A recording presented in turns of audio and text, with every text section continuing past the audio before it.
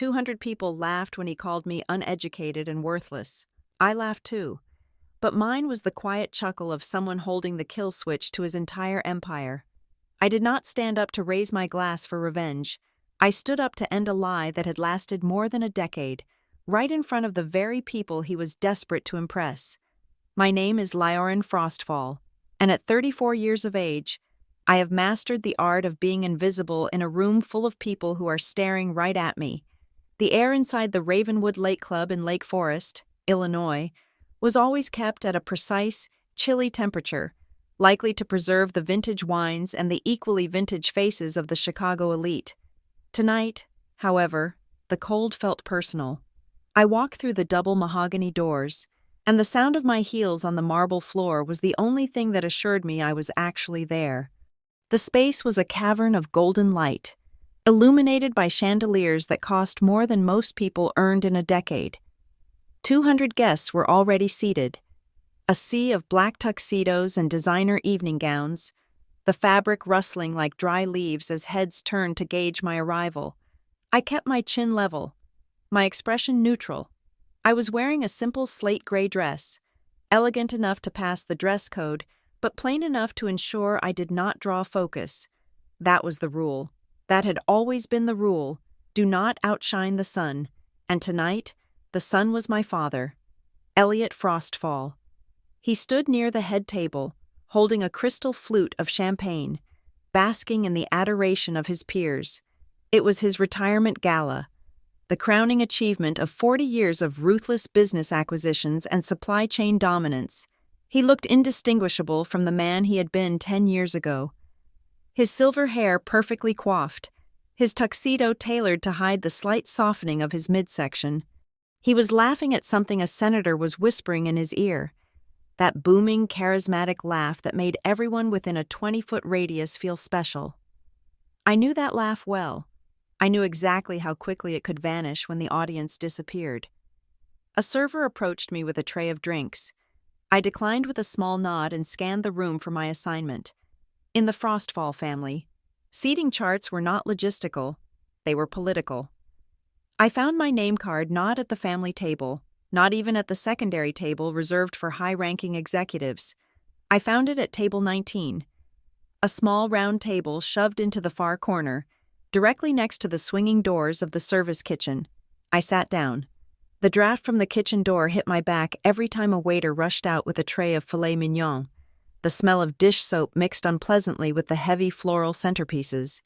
The other occupants of table 19 were the outliers of the gala, a distant cousin from a branch of the family nobody spoke to, a former secretary who had been invited out of obligation, and a confused elderly neighbor.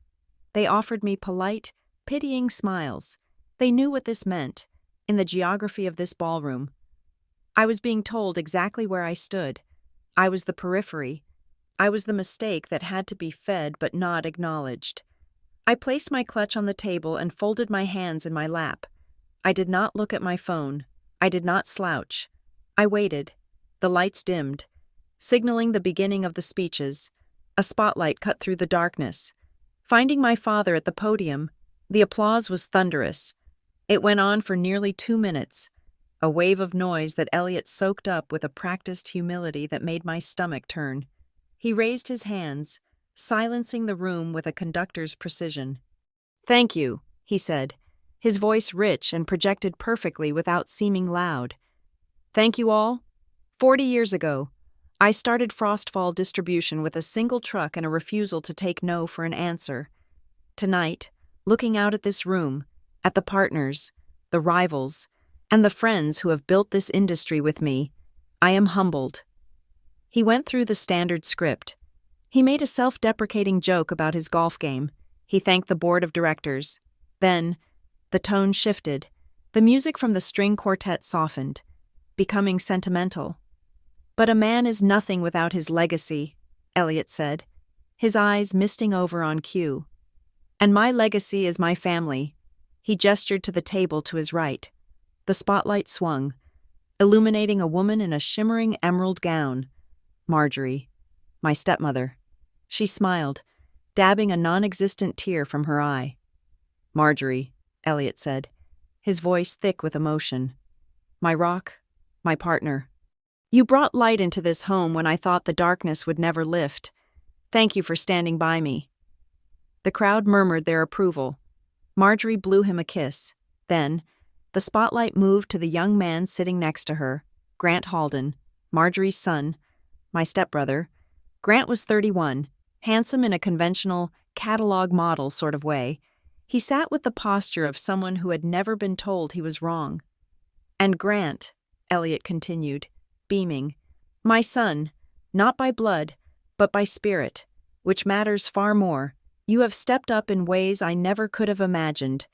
When I look at you, I do not just see the future of this company, I see a better version of myself.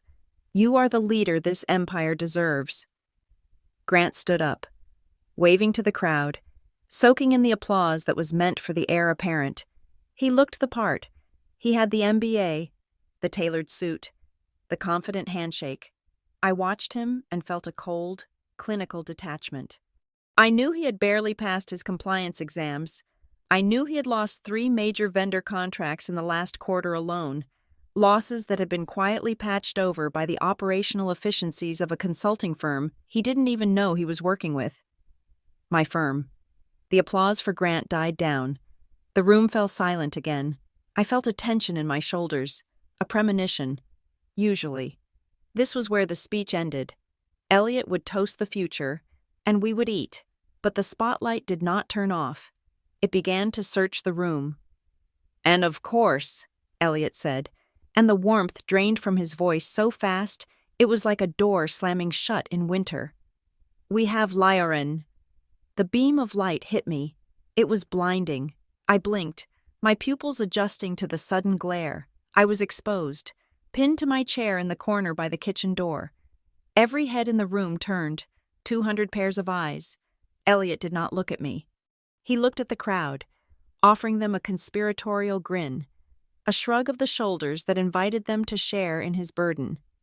You all know Lioren, he said. The microphone caught the wet sound of his lips parting.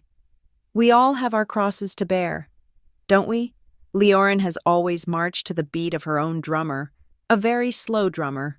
A ripple of laughter moved through the room. It was nervous at first, then louder as the guests realized they were permitted, even encouraged, to laugh. She has taken a different path, Elliot continued, his voice dripping with faux magnanimity, while Grant was earning his degrees and mastering the market. Lioren was finding herself. It has been 12 years, and I think she is still looking, he chuckled. A dark, heavy sound. No degree, no career, just drifting, but we love her anyway, don't we? Even the uneducated and the worthless need a place to sit at the table, even if they are just here to enjoy the champagne on my dime. The laughter was open now. It was a cruel, social sound. It was the sound of people relieved that they were on the inside, looking out. They were laughing to signal their allegiance to the king. They were laughing because Elliot Frostfall, the power broker, had given them permission to mock the failure in the corner. I saw Marjorie cover her mouth to hide a smile. I saw Grant shake his head with mock sympathy, playing the part of the long-suffering brother. To Lioren, Elliot raised his glass, his eyes finally locking onto mine across the expanse of the ballroom. They were cold, dead eyes. There was no love in them. There wasn't even anger. There was just disdain. May you eventually find something useful to do with your life. The toast was met with guffaws and the clinking of glasses. I sat there, frozen in the spotlight. My heart was not racing. My hands were not shaking. A strange, icy calm had settled over me. For 12 years, I had feared this moment. I had feared his rejection. I had feared the public confirmation that I was nothing to him. But now that it was here, now that the worst had been said, the fear evaporated. It was replaced by clarity. He really did not know. He had no idea that the uneducated daughter he was mocking was the architect of the logistics network that had saved his third-quarter earnings. He had no idea that the worthless drifter owned the consulting firm that held the kill switch to his entire distribution chain. He thought he was looking at a leech. He was actually looking at his landlord. I stood up. The movement was unexpected. The laughter faltered slightly. I did not look down. I did not look at the floor. I looked directly at him. I picked up my glass of champagne. The crystal felt cool and solid in my hand. I walked 3 steps forward, moving out of the shadows of the corner and fully into the light. The room went quiet. They were expecting a tantrum. They were expecting tears. They were waiting for the breakdown that would validate their cruelty. I raised my glass. My voice was not loud, but in the silence. It carried to every corner of the room. "Cheers, Father," I said. My tone was conversational, pleasant even. "Enjoy your night. This is the last time any of you will see me in the role of the failure." I held his gaze for 1 second longer, long enough for him to see that my eyes were dry. Long enough for him to see the total absence of the daughter who used to beg for his approval. Then, I downed the champagne in 1 swallow and placed the empty glass on a passing waiter's tray with a delicate clink. I turned around. The walk to the exit felt like miles. I could feel their eyes boring into my back. I could feel the confusion radiating from the head table. Elliot had expected me to shrink. He had expected me to run out crying, cementing my status as the emotional, unstable child, by walking away with my head high. I had broken the script. My heels struck the marble floor. Click, click, click. It sounded like a metronome. It sounded like a countdown. I pushed open the heavy double doors and stepped out into the lobby. The air here was still, free of the suffocating scent of expensive perfume and hypocrisy. I didn't stop. I walked past the coat check, past the valet stand, and out into the Illinois night. The cold air hit my face, sharp and cleansing. It was late October, and the wind coming off the lake carried the promise of winter. I walked to the self-park lot. I had driven myself. I always drove myself. I reached my car, a sensible, mid-range sedan that gave no hint of my actual net worth. My hand was on the door handle when my phone buzzed in my clutch. I pulled it out. The screen glowed in the darkness. It was a message from Douglas. "If you decide to close this door, I stand with you." I stared at the words. Douglas Brightford, my husband, the man who knew everything. He wasn't inside. We had decided it was better for him not to be subjected to Elliot's toxicity tonight. He was waiting, probably pacing the living room of our rental home, ready to drive over at a moment's notice. He understood what tonight meant. He knew that by walking out without making a scene, without fighting back in the moment, I was severing the last thread. There was no going back to the way things were. I typed a reply, my fingers moving steadily. "It is done." I got into the car and closed the door, sealing out the noise of the wind. I gripped the steering wheel. I looked back at the clubhouse, glowing like a palace on the hill. Inside, they were probably already forgetting me, moving on to the second course, laughing at Elliot's jokes. Secure in their power, let them laugh, let them enjoy the gala, let Elliot believe he had won. I started the engine. I wasn't running away. I was simply shifting the battlefield. The time for being the daughter was over. The time for business had begun. To understand why I walked away from the gala with such absolute calm, you have to understand the decade of silence that forged me. It began 12 years ago. Not with a bang, but with a slow, agonizing fade. My mother died on a Tuesday in November. It was ovarian cancer, swift and cruel. A thief that broke into our home and stole the warmth from the air in a matter of months. I still remember the scent of her room in those final days. It was a mixture of sterile medical alcohol and the heavy, cloying smell of the peonies she insisted on keeping by the bedside, even as their petals browned and curled. I remember the feel of her hand in mine. It was paper dry, the skin translucent over the blue veins, yet her grip retained a surprising, desperate strength. She held on to me as if I were the only anchor keeping her from drifting out to sea. When she finally let go, the house in Lake Forest did not just become empty, it became a vacuum. My father, Elliot, did not grieve in the way people do in movies. He did not weep or rend his garments. He simply accelerated. He buried himself in the expansion of Frostfall distribution. treating his bereavement like a dip in the stock market, something to be corrected with aggressive restructuring. 6 months later, the restructuring arrived in the form of Marjorie. Marjorie did not move in. She installed herself. She was a woman of aggressive beige tones and sharp angles, possessed of a smile that appeared at the exact right social millisecond and vanished just as quickly. She brought with her a new order, a regime of soft power that redefined the atmosphere of our home. Under my mother, dinner had been a time for conversation, for messy laughter, for debating the news. Under Marjorie, dinner was a performance review. The table was always set for 4 at exactly 7 o'clock. The silverware was polished to a mirror shine that distorted your reflection if you stared at it too long. And then there was Grant. Grant Halden, Marjorie's son from her first marriage, was 2 years younger than me but seemed to occupy twice the space. He was loud, confident, and mediocre in every quantifiable way. Yet he was treated as a prodigy. If Grant managed to tie his shoes correctly, Elliot would marvel at his dexterity. If Grant got a B- on a history paper, Elliot would launch into a monologue about how grades did not measure leadership potential. And then there was me. I quickly learned that in the new geography of the Frostfall household, I was not a resident, I was a piece of furniture that they hadn't quite figured out how to put into storage. Elliot did not hit me. He did not scream at me. He did something far more effective, something that leaves no bruises for school counselors to find. He decided I did not exist. It is a specific kind of violence, invisibility. It is sitting at a dinner table while 3 people discuss their day, their plans, and their future, and realizing that not a single question has been directed your way in 40 minutes. It is passing your father in the hallway and seeing his eyes slide over you as if you were a coat rack. It is the realization that your presence or absence makes absolutely zero impact on the emotional barometer of the house.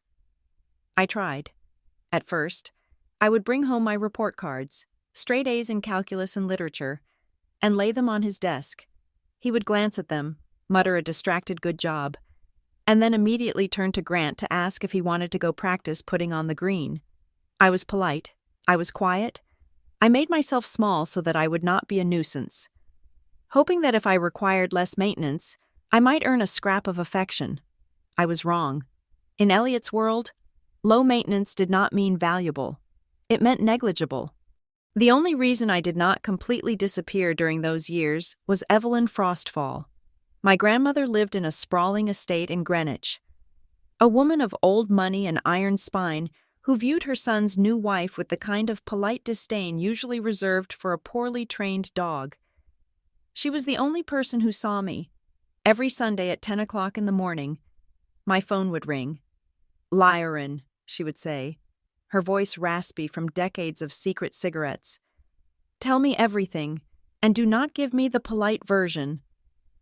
I would sit in the back of my closet, surrounded by my winter coats to muffle the sound, and I would talk. I told her about the dinners. I told her about how Marjorie had quietly donated all of my mother's books to a library sale without asking me. I told her how Elliot had taken Grant to the company headquarters for a tour, but had told me to stay home because the warehouse floor was no place for a girl. Evelyn listened. She never offered empty platitudes. She never told me to just be patient or that they loved me deep down. She validated my reality. "They are fools," she said once, her voice sharp. "Elliot sees the world in quarterly returns. He thinks Grant is an asset because Grant mirrors his own vanity. He cannot see you, Lyrin, because you are complicated, you have depth, and your father has always been terrified of deep water." She always ended the calls the same way. "I see you, Leorin. Never forget that. I see you." Those 3 words were the oxygen that kept me breathing. It was during these years that I began to develop the skills that would one day build Black Pine strategies. When you are invisible, you become a master observer. I stopped trying to participate in the family dynamic and started studying it. I watched how Marjorie manipulated Elliot, feeding his ego with small compliments before pivoting to ask for an increased allowance for Grant. I watched how Grant covered up his insecurities with bluster, and how Elliot bought it because he desperately wanted a son who looked like a winner. I learned to read the micro expressions on my father's face. I knew that a tightening of his jaw meant a bad day with the suppliers. I knew that when he tapped his ring against his glass, he was bored and looking for a target. I cataloged their weaknesses. I memorized the passwords Elliot carelessly wrote on sticky notes.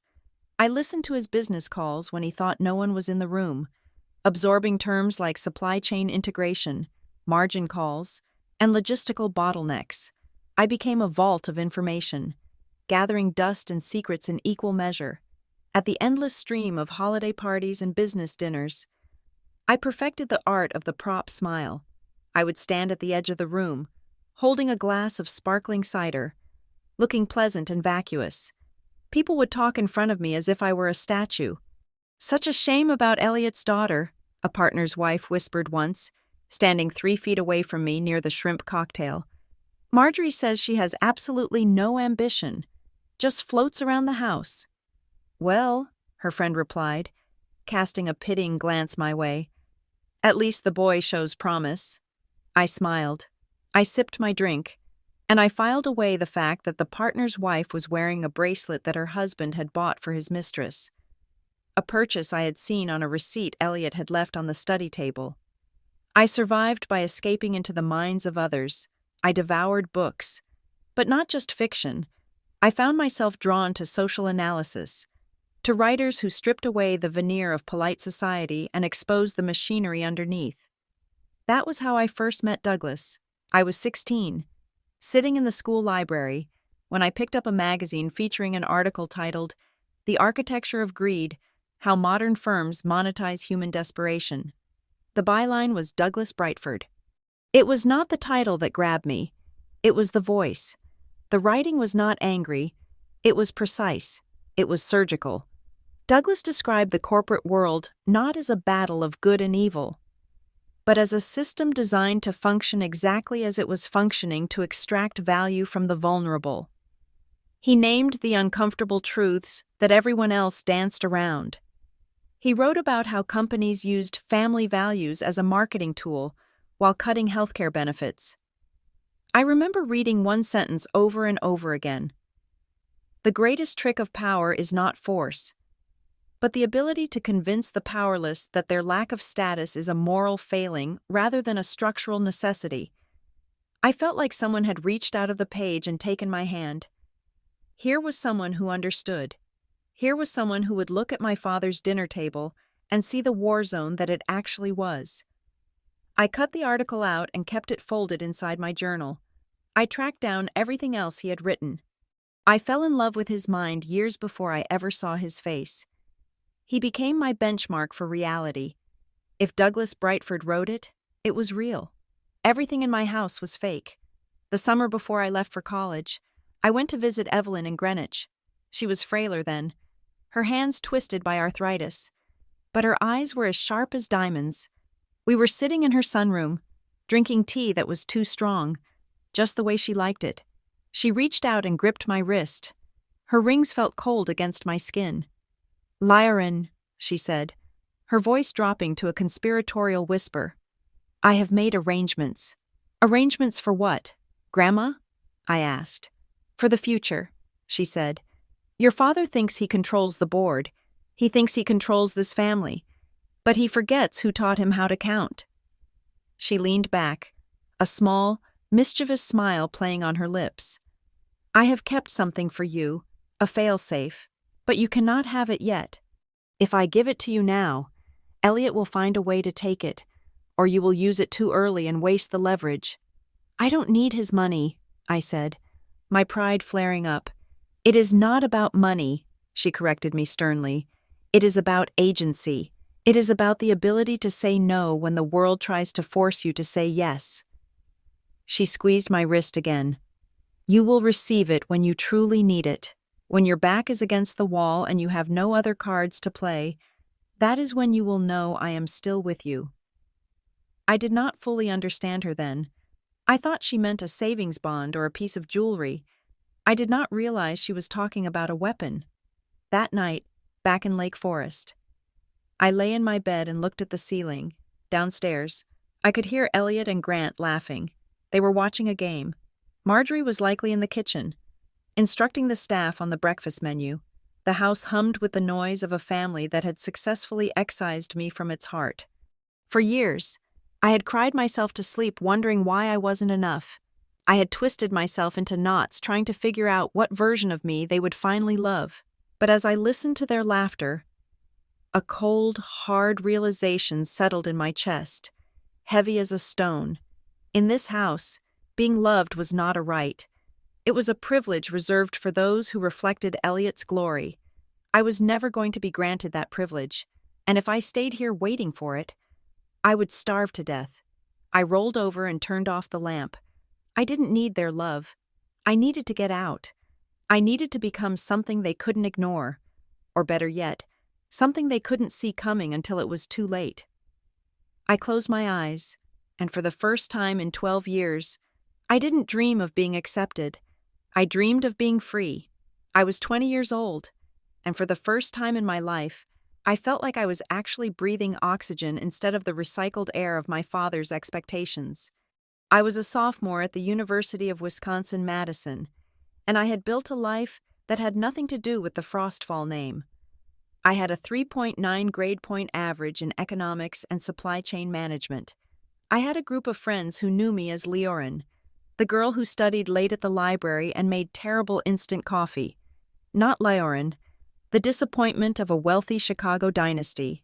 I had just submitted applications for 3 competitive summer internships in logistics, convinced that I was finally carving out a path where my merit would matter more than my pedigree. Then came the phone call. It was a Thursday afternoon. I saw my father's name on the screen, and my stomach dropped with a Pavlovian response of dread. He never called to chat. He called to command. "Family meeting," he said. His voice was brisk, stripped of pleasantries. "Be home this weekend. Attendance is mandatory." He hung up before I could ask why. When I drove back to Lake Forest that Saturday, the house felt different. It was quieter, sharper. The air inside seemed pressurized, like the cabin of a plane right before the oxygen masks drop.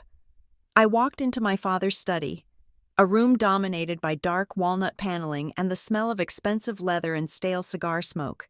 It was a room designed to make anyone on the other side of the desk feel small. Elliot was sitting in his high-backed chair, reviewing a spreadsheet. Marjorie was perched on the velvet sofa, looking tragically beautiful in a cashmere cardigan, holding a cup of herbal tea as if she were bracing herself for a funeral. Grant was nowhere to be seen. "Sit down, Leorin," Elliot said without looking up. I sat in the stiff wooden chair opposite him. I folded my hands in my lap, defaulting to the pose of the obedient daughter I had trained myself to be. "We have to discuss the family finances," Elliot began, finally setting the paper down. He took off his reading glasses and rubbed the bridge of his nose, a theatrical gesture of exhaustion. "The market has been volatile. Frostfall distribution is facing some liquidity headwinds. We are having to make some difficult strategic choices about resource allocation." I frowned. I read the financial news. I knew the logistics sector was booming. Frostfall distribution had just posted record profits in the second quarter, but I stayed silent. I knew better than to correct him on his own business. "We are tightening the belt," Marjorie added softly, her voice dripping with sympathetic concern. "For the good of the family." "Exactly," Elliot said. "We have to prioritize investments that yield the highest immediate return for the company's future, which brings us to your tuition." I went cold. "My tuition. It is a significant expense," Elliot said, as if he were talking about a leaking roof or a redundant warehouse. "Out-of-state tuition, housing, books. It adds up to nearly $45,000 a year. Given the current constraints, we simply cannot justify it anymore." "I don't understand," I said, my voice trembling slightly. "I have a 3.9 GPA. I am on the dean's list. I am applying for internships that could lead to—" "It is not about your grades." "Leorin," Elliot cut in, his tone dismissive. "It is about strategy. We have limited capital to deploy for education this fiscal year, and we have decided that the most prudent investment is to fully fund Grant's enrollment in the Executive Leadership Academy in Switzerland. I stared at him. I felt the blood drain from my face. Grant? But Grant barely graduated college. You want to pull me out of my degree to pay for a seminar. It is not a seminar, Elliot snapped, his eyes flashing. It is a 6-month intensive MBA-style program for future CEOs. It costs $80,000, plus living expenses in Zurich. It is the networking opportunity of a lifetime. Grant needs this to prepare for his role in the company. It is an investment in the succession plan.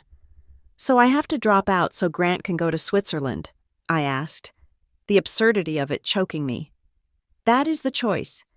It is a temporary hiatus, Marjorie interjected, leaning forward. Just until things stabilize, maybe a year or two. Or, Elliot shrugged, you could transfer to a community college nearby, or find a job. You are 20. Lyoran, it is time you took some responsibility for your own existence. Mom wanted me to finish college, I said. It was a weak defense, a desperate invocation of a ghost. But it was all I had. She set up a fund. I know she did. Elliot's face hardened.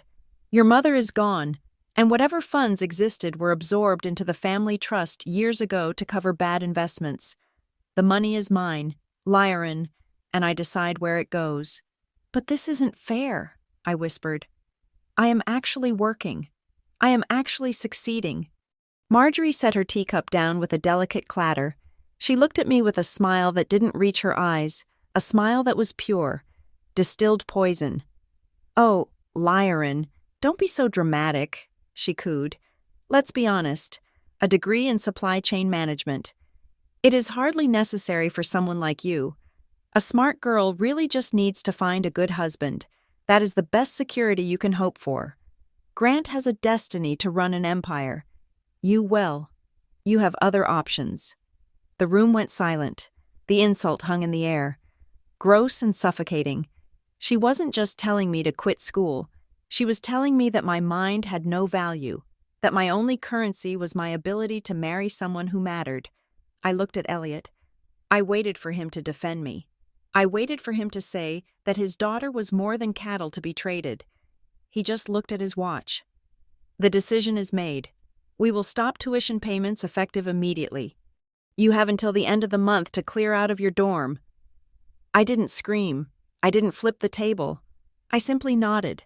A strange, cold clarity washed over me, sharper than the grief. Okay, I said. Good, Elliot said, already picking up his spreadsheet again. I am glad you are being reasonable for once. I walked out of that office, and I knew I was walking out of my childhood. A week later, I was back in Madison, packing my life into cardboard boxes. I was numb. I told my roommates I was taking a gap year for family reasons. I didn't tell them the truth because the shame was too heavy to carry. But the real knife in the gut didn't come until 2 weeks after that meeting. I was scrolling through social media on my phone, sitting on a suitcase in my stripped bare dorm room, trying to figure out how to stretch my remaining $300. A photo popped up on my feed. It was Grant. He wasn't in Switzerland. Not yet. He was in Aspen. The caption read, Pre-training recharge. Altitude is everything. He was wearing a brand new ski suit.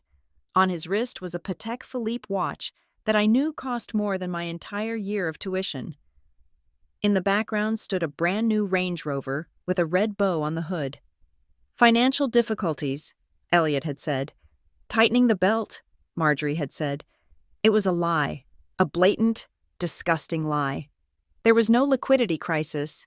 There was plenty of money for ski trips, for luxury watches, for cars. There was money for Grant's whims. There was just no money for me. They hadn't cut me off because they were broke. They had cut me off because they wanted to put me in my place. They wanted to clip my wings before I could learn to fly too high. They needed the resources for Grant, yes, but more than that, they needed me to be dependent. They needed me to fail so that their narrative of the useless daughter would remain true. I stared at that photo until the screen blurred.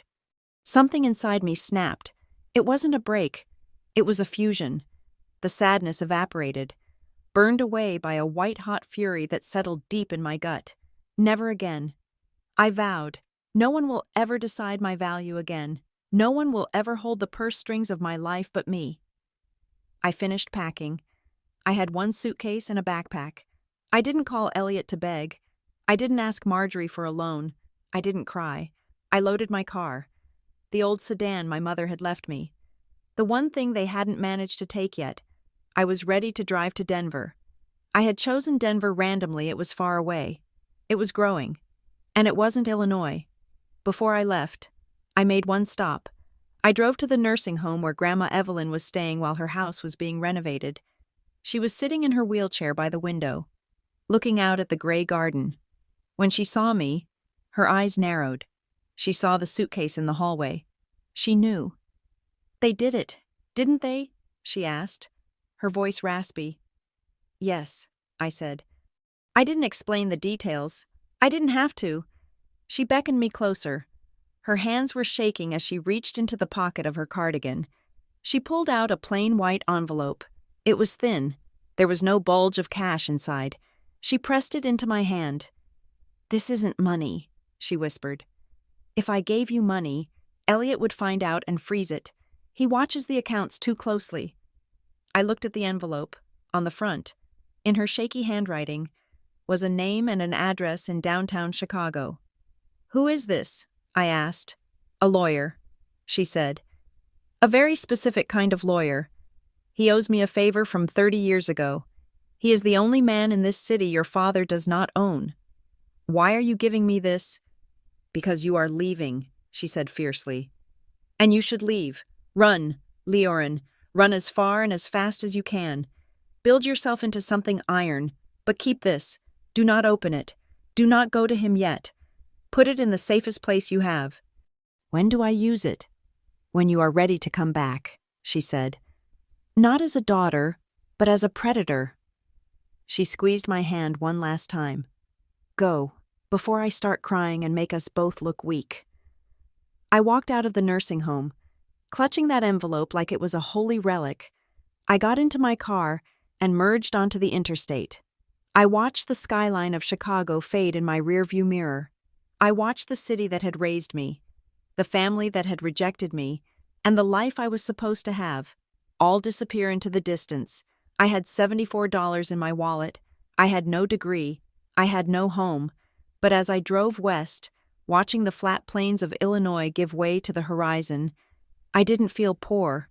I felt dangerous. Because for the first time, I had nothing left to lose. And that made me the most powerful person in the Frostfall family, even if they wouldn't realize it for another 12 years. Denver was not a refuge. It was a forge. I arrived in the city with $74 and a tank of gas that was running on fumes. I found a studio apartment in a neighborhood that real estate agents politely described as up and coming, and everyone else called rough. The rent was $850 a month, which meant I needed money immediately. I did not have the luxury of finding myself. I had to feed myself. My life became a blur of caffeine and diesel fumes. I woke up every morning at 3:45. By 4:30, I was tying on a green apron at a high-volume coffee shop downtown, spending 8 hours dealing with the pre-caffeine aggression of the corporate class.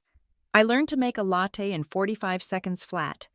I learned to smile when a man in a $3,000 suit screamed at me because his oat milk foam was too airy. It was humbling training. It taught me that dignity is something you keep inside your ribcage, not something you wear on your sleeve. At 1 o'clock, I clocked out, changed in the bathroom, and drove to an industrial park near the airport. This was my second life. I had talked my way into an administrative assistant role at Klein Logistics, a mid-sized trucking company run by a man named Mason Klein. Mason was 60 years old, shaped like a beer keg, and had a vocabulary that consisted primarily of profanity and trucking jargon. He hired me because I typed fast and didn't flinch when he yelled. "Listen to me," he barked on my first day, pointing a thick finger at a chaotic whiteboard. "The trucks move. We get paid. The trucks stop. We starve. Don't complicate it." But it was complicated. I spent my afternoons buried in waybills, driver logs, and fuel receipts. It was unglamorous, gritty work. The office smelled of stale cigarette smoke and hydraulic fluid. The drivers were exhausted men who just wanted to get home, and the dispatchers were constantly juggling delays. For the first 3 months, I was just the girl who filed the paperwork. Then, one Tuesday, I saw a pattern. I was entering data from the fuel surcharge receipts. When I noticed that 3 of our regular routes through the Midwest were consistently bleeding money on Tuesdays and Thursdays, I pulled the weather logs. I pulled the traffic density reports. I realized that the routing software Mason was using was defaulting to the shortest distance, not the fastest time. Ignoring a recurring construction bottleneck near Omaha that only happened midweek, I stayed late that night. I didn't ask for permission. I rerouted the entire fleet's midweek schedule manually, calculating the mileage variance versus the fuel burn of idling in traffic. The next morning, I put a single sheet of paper on Mason's desk. "What is this?" he grunted, nursing a black coffee. "If you change the Omaha route to the northern bypass on Tuesdays and Thursdays," I said, keeping my voice steady, "you add 12 miles to the trip, but you save 40 minutes of idle time. Based on current diesel prices, that saves the company about $4,000 a month, $50,000 a year." Mason looked at the paper. He looked at me. He looked back at the paper. "You did the math?" he asked. "I checked it 3 times, I replied. Mason didn't say thank you. He didn't smile. He just grunted. "Implement it." 2 weeks later, he dropped a stack of manuals on my desk. "Learn the compliance software. The last guy was an idiot. You seem to have a brain. Don't make me regret noticing." That was my real education. It wasn't in a lecture hall in Wisconsin. It was in a cinder block office in Denver, figuring out the invisible arteries of American commerce. I became obsessed with the things other people found boring. I devoured online courses at night. I learned about customs compliance, hazardous materials protocols, and supply chain risk management. I learned that the world doesn't run on big ideas. It runs on logistics. It runs on the people who know how to get a pallet of medical supplies from point A to point B without it getting stuck in customs or lost in a warehouse. I stopped seeing myself as a dropout. I started seeing myself as an operator. It was during this time that Douglas entered the picture. I was sitting in a diner on Colfax Avenue on a Sunday, treating myself to a burger and reading a local independent newspaper. I turned the page and saw a headline, "The Glass Highway, How Corporate Giants Are Breaking the Supply Chain Backbone." The byline was, "Douglas Brightford." I read it twice. It was a scathing piece about how large retailers were squeezing small trucking companies with impossible delivery windows, forcing drivers to skip sleep breaks and falsify logs just to avoid penalties. The writing was brilliant, sharp, empathetic, and furious, but he had missed something.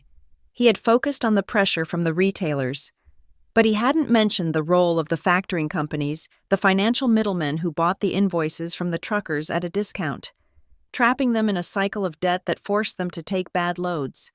I pulled out my laptop right there in the diner. I found his email address at the bottom of the column. I didn't think. I just wrote, "Dear Mr. Brightford, your article on the supply chain crisis was compelling, but your analysis of the root cause is incomplete.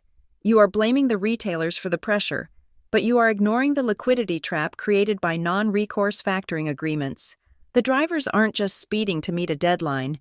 They are speeding because if they don't deliver by Friday, the factor holds their cash for another week, and they can't make their truck payment. If you want to tell the real story, follow the money, not the trucks. Sincerely, L." I hit send and immediately regretted it. Who was I to correct a professional journalist? I was a receptionist who knew how to optimize a route map. 2 hours later, my phone pinged. "You are right. I missed the factoring angle. Can you meet?" "I want to see your math." We met the next day at a coffee shop near the university. I expected Douglas Brightford to be intimidating. I expected a polished media type with a recorder and an ego. Instead, I saw a man who looked like he had been awake for 3 days. He was wearing a corduroy jacket that had seen better decades and had messy, dark hair that refused to obey a comb. He was sitting in a booth, surrounded by stacks of paper, looking at the world with eyes that were tired but incredibly sharp. "L?" he asked when I approached the table. "Lyran," I said. He didn't look me up and down. He didn't ask why a young woman was interested in trucking finance. He just pushed a chair out with his foot. "Sit down," he said. "Explain the non-recourse agreements to me. Talk slowly. I take notes by hand." We talked for 3 hours. I explained the razor-thin margins of the industry. I drew diagrams on napkins. I told him about the drivers I saw every day, men with families who were being crushed by algorithms written by people who had never driven a mile. Douglas listened. He asked questions that made me think. He treated me with a gravity that I had never experienced before. He didn't treat me like a source. He treated me like an expert. "You are good at this," he said, capping his pen as the shop prepared to close. "You see the system. Most people just see the moving parts." "I have had to learn," I said, looking away. "Survival mechanism. We are all surviving something," he said quietly. We started meeting weekly. At first, it was about work. He would run drafts by me. I would fact-check his logic, but then the conversations drifted. We talked about books. We talked about the mountains. We talked about the strange, lonely feeling of being an observer in a world that demands participation. I was terrified to let him in. I didn't tell him my last name was Frostfall. I didn't tell him my father was one of the titans of the very industry we were critiquing. I was afraid that if he knew, he would look at me with disgust, or worse, he would think I was a tourist, a rich girl playing at being working class. "You are guarded," Douglas said one night. We were walking through a park in the autumn chill. "You have walls up that are higher than a maximum security prison." "Safety," I said simply. "I respect that," he said. He stopped and looked at me. "I don't need to know where you came from. Lyran, I just care about who you are right now. And who you are is the most brilliant, resilient person I have ever met." He didn't try to save me. He didn't offer to pay my rent or solve my problems. He respected my grind. And that respect was more intimate than any touch. It was Douglas who gave me the courage to leave Klein Logistics. I had been there for 4 years. I was effectively running the operations floor. But I was still making an assistant's wage. I realized that I was generating hundreds of thousands of dollars in value for Mason, and I was seeing a fraction of it. "Why are you making other people rich?" Douglas asked me over dinner cheap tacos at a stand we loved. "You know the systems better than they do. You know where the waste is." "I don't have the capital to start a firm," I said. "You don't need trucks," Douglas said. "You don't need warehouses. You sell your brain. You sell the strategy. Consult. Fix their messes for a fee." He was right. I filed the paperwork for Black Pine Strategies the next week. I chose the name because it sounded sturdy, organic, and anonymous. I didn't want my name on the door. I wanted a shield. I structured the company carefully. I hired a registered agent to sign the incorporation documents. I used a generic business address. If anyone looked up Black Pine, they would find a faceless entity. I built a website that was professional but vague, highlighting efficiency optimization and regulatory compliance. I kept my day job for 6 months while I built the business at night. My first client was a competitor of Mason's. I walked in, audited their shipping manifest, and showed them how they were overpaying on insurance premiums by 15%. They signed a retainer on the spot. When I finally resigned from Klein Logistics, Mason didn't yell. He looked at me with a grudging respect. "I figured this day would come," he said. "You were too smart for this place. Just don't steal my drivers." "I am not in the trucking business." "Mason," I told him, "I am in the efficiency business." Black Pine grew. I worked 18 hours a day. I didn't have a social life. I didn't have hobbies. I had spreadsheets, I had contracts, and I had Douglas. We got married on a Tuesday morning in February at the Denver courthouse. There were no guests. I wore a white wool coat I had bought on sale. Douglas wore his best blazer. We didn't exchange rings because we didn't have the money for the ones we wanted, and we didn't want cheap ones. Instead, we exchanged promises. "I promise to never ask you to be small," Douglas said to me, holding my hands in the fluorescent-lit hallway. "I promise to stand next to you, not in front of you." "I promise to tell you the truth," I said, my voice thick with emotion, "even when it is ugly." We went back to work that afternoon. It wasn't a fairy tale. It was a partnership. We were two people who had seen the cracks in the world and decided to face them together. I still hadn't told him the full truth about Elliot. I told him I was estranged from my family, that my father was a difficult man. Douglas didn't push. He knew I would tell him when I was ready, but as Black Pine landed bigger and bigger contracts, moving from local haulers to regional distributors, I knew the collision was coming.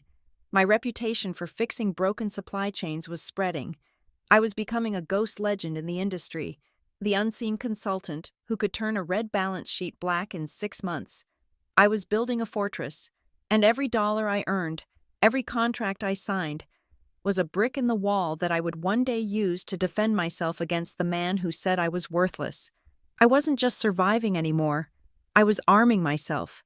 The death of Evelyn Frostfall was the only event powerful enough to drag me back to Lake Forest.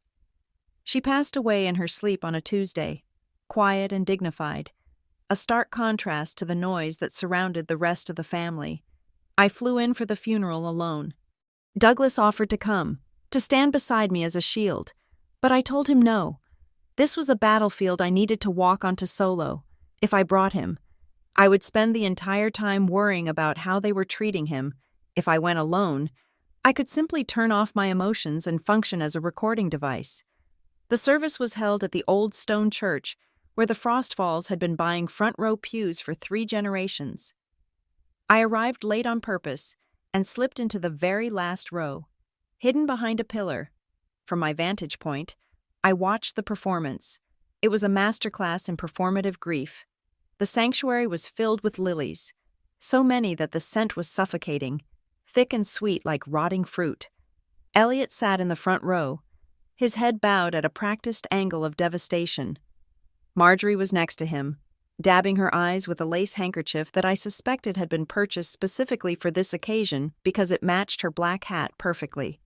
Grant sat on the other side, checking his watch every 5 minutes, looking bored and restless, as if his grandmother's funeral was an inconvenience to his social calendar. I listened to the eulogies. A senator spoke, a business partner spoke, Elliot spoke. He talked about Evelyn's unwavering support for the company. He talked about her traditional values. He did not mention her sharp tongue, her secret cigarettes, or the way she used to sneak gin into her tea. He was mourning a symbol, not a mother. He was mourning the loss of the family matriarch because it meant the spotlight was now fully, terrifyingly, on him. I did not cry. I had done my grieving in private, in the quiet of my Denver apartment, looking at old photographs.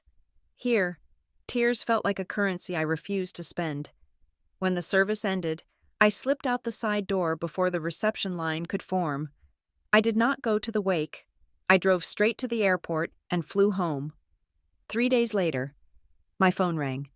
It was not Elliot. It was not Marjorie. It was a number with a Chicago area code that I did not recognize. But my heart hammered against my ribs because I knew who it was. I had carried the envelope Evelyn gave me in my safe for 4 years. Ms. Frostfall. The voice on the other end was gravelly and precise. "My name is Arthur Vance. I am the executor of your grandmother's personal estate. I have been expecting you." "Mr. Vance," I said. "I need to see you," he said. "Not over the phone. I need you to come to my office. Your grandmother left specific instructions that this meeting must happen in person, and it must happen without the knowledge of any other family member." I flew back to Chicago the next morning. I didn't tell my father I was in the city. I took a cab to a nondescript building on LaSalle Street, far away from the gleaming glass tower where the family lawyers usually operated. Arthur Vance was a man in his 70s, wearing a suit that looked like it had been tailored in 1980. His office was lined with books, not digital screens. He motioned for me to sit. He did not offer me coffee. He simply unlocked a drawer in his desk and pulled out a thick leather portfolio. Evelyn was a very specific woman, Vance said, peering at me over his spectacles. She did not trust banks. She did not trust the internet. And frankly, she did not trust her son. He opened the portfolio. The bulk of the Frostfall estate, the houses, the primary stocks, the art, all of that is tied up in the family trust controlled by Elliot. Vance explained. Evelyn could not change that. It was set up by your grandfather. However, Evelyn had her own money, inheritances from her own parents, investments she made quietly over 50 years. She lived frugally. Ms. Frostfall. She saved. He slid a document across the desk. This is the deed to the Evelyn Frostfall Irrevocable Trust. It was established 10 years ago. You are the sole beneficiary. The trustee is me. Until you turn 30, which you have passed, it is now yours, completely, untouchable by marriage, debt, or familial claim. I looked at the balance sheet attached to the deed. The number at the bottom of the page made the air leave my lungs. It was not a fortune that would put me on the cover of Forbes, but it was a number that changed the physics of my life. It was $12 million. $12 million. It was enough to vanish. It was enough to never work again. But as I stared at the zeros, I didn't see luxury. I saw leverage. I saw armor. Why? I whispered. She left a letter, Vance said. He handed me a cream-colored envelope, sealed with red wax. She wrote this the day you left for Denver. My hands shook as I broke the seal. The handwriting was spidery and familiar. My dearest Lioran, if you are reading this, I am gone, and you have likely survived on your own for some time. I apologize for the delay. I know you struggled. I know you scrubbed floors and lost sleep. I could have sent you a check years ago, but I didn't, not because I didn't love you, but because I needed you to know that you could survive without this. I sat in that study the day Elliot cut your tuition. I listened from the hallway. I heard him lie about the money. I heard Marjorie poison the air. I heard you accept it with a dignity they did not deserve. I wanted to burst in and write you a check right then, but I knew that if I saved you, you would always wonder if you were strong enough to save yourself. Now, you built a life out of nothing. You are forged in iron. My dear, this money is not a lifeline. It is a weapon. Do not buy a bigger house. Do not buy fancy cars. Use it to buy your freedom. Use it to ensure that no man, not your father, not a husband, not a boss, can ever tell you who you are again. Elliot thinks power is noise. He thinks it is standing at the head of the table. He is wrong. Power is the ability to walk away. Now you have the shoes to do it. I have one more thing for you. Mr. Vance holds a secondary document. It is an appendix to my shares in Frostfall Distribution. It is sealed. It cannot be opened, executed, or even discussed until the day Elliot Frostfall officially announces his retirement, not a day sooner. When they see your value, Lioran, it is usually because they need it. Wait for that moment. I see you, Grandma. I put the letter down. A single tear finally escaped, tracking hot down my cheek. She had known, all this time. She had known exactly what they did to me. The isolation, the financial abuse, the erasure. She had witnessed it all, and she had played the long game. The appendix, I said, looking up at Vance. What is in it? I cannot say, Vance said, his face impassive. My instructions are absolute. It remains in my vault. When Elliot announces his retirement, whether it is next year or in 20 years, you call me. We will open it then. Does Elliot know about this? He knows Evelyn left you something. Vance allowed a small, dry smile. He assumes it is her jewelry collection and perhaps a small stipend. If he knew the extent of the liquid assets or the existence of the appendix, he would have sued me into the ground years ago. That is why the trust is domiciled in Delaware and layered behind 3 shell corporations. He cannot touch it. He cannot even see it. I flew back to Denver that night with the portfolio clutched to my chest. I felt heavy, not with grief, but with responsibility. When I walked into our small apartment, Douglas was sitting at the kitchen table, editing an article. He looked up, saw my face, and immediately closed his laptop. "You okay?" he asked. I sat down and placed the documents on the table between us. "She left me everything she had." Douglas read the summary. He saw the $12 million. He didn't gasp. He didn't smile. He went very still. He read the letter next. When he finished, he carefully folded it and placed it back in the envelope, treating it with more reverence than the bank statement. "She was a strategist," Douglas said softly. "She played a very long game." "I don't know what to do with it," I admitted. "Part of me wants to burn it. It feels like blood money. It came from the same empire that rejected me." "It's not blood money," Douglas corrected me. "It's reparations." He stood up and poured 2 glasses of water. He sat back down and looked me in the eye. "You have a choice, Lyoran. $12 million is freedom. We could move to Montana. You could sell black pine. We could write books and hike and never think about supply chains or your father ever again. That is a good life, a happy life." He paused, letting the silence hang in the air. "Or," he continued, "you use it. You take black pine from a boutique consultancy to a market force. You scale up. You build something so undeniable that when the time comes, you are not just Elliot's daughter. You are his competition. You are the predator your grandmother wanted you to be." He leaned forward, his elbows on the table. "So, the question is, do you want freedom, or do you want victory?" I looked at the man I loved. I looked at the letter from the woman who had been the only one to see me. I thought about the gala that would happen one day. I thought about the look on Elliot's face when he realized I wasn't just surviving, but thriving. I thought about the drivers I helped. I thought about the inefficiencies I fixed. I loved my work. I didn't want to retire to a mountain. I wanted to build. "I want both," I said. My voice was steady. "I want the freedom to fight without fear of starving. And I want the victory of knowing I won by my own rules."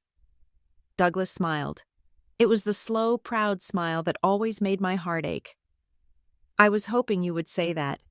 But I want to do it right," I said. "I am not going to buy a mansion. I am not going to buy a yacht. I am going to take $2 million and inject it into Black Pine. We need better software. We need a real office. We need to hire 2 more analysts so I can stop working 20-hour days. The rest, the other $10 million, we lock it away." "A war chest," Douglas said. "Exactly," I said. "A rainy day fund, because I have a feeling a storm is coming." "And the appendix?" Douglas asked, tapping the reference in the letter. "The secret document." "We wait," I said. "Grandma said to wait until he retires. So we wait. Whatever it is the final piece of the puzzle. I am not going to force it." That night, I didn't sleep. I lay awake, planning. I mentally hired a CTO. I redesigned our data architecture. I mapped out a marketing strategy that would target the Fortune 500. Evelyn Frostfall hadn't just given me money. She had given me permission to stop being afraid. She had given me the resources to turn Black Pine Strategies from a small, successful firm into a titan. She had handed me a loaded gun and told me to wait for the right target. And I would wait. I would build. I would grow.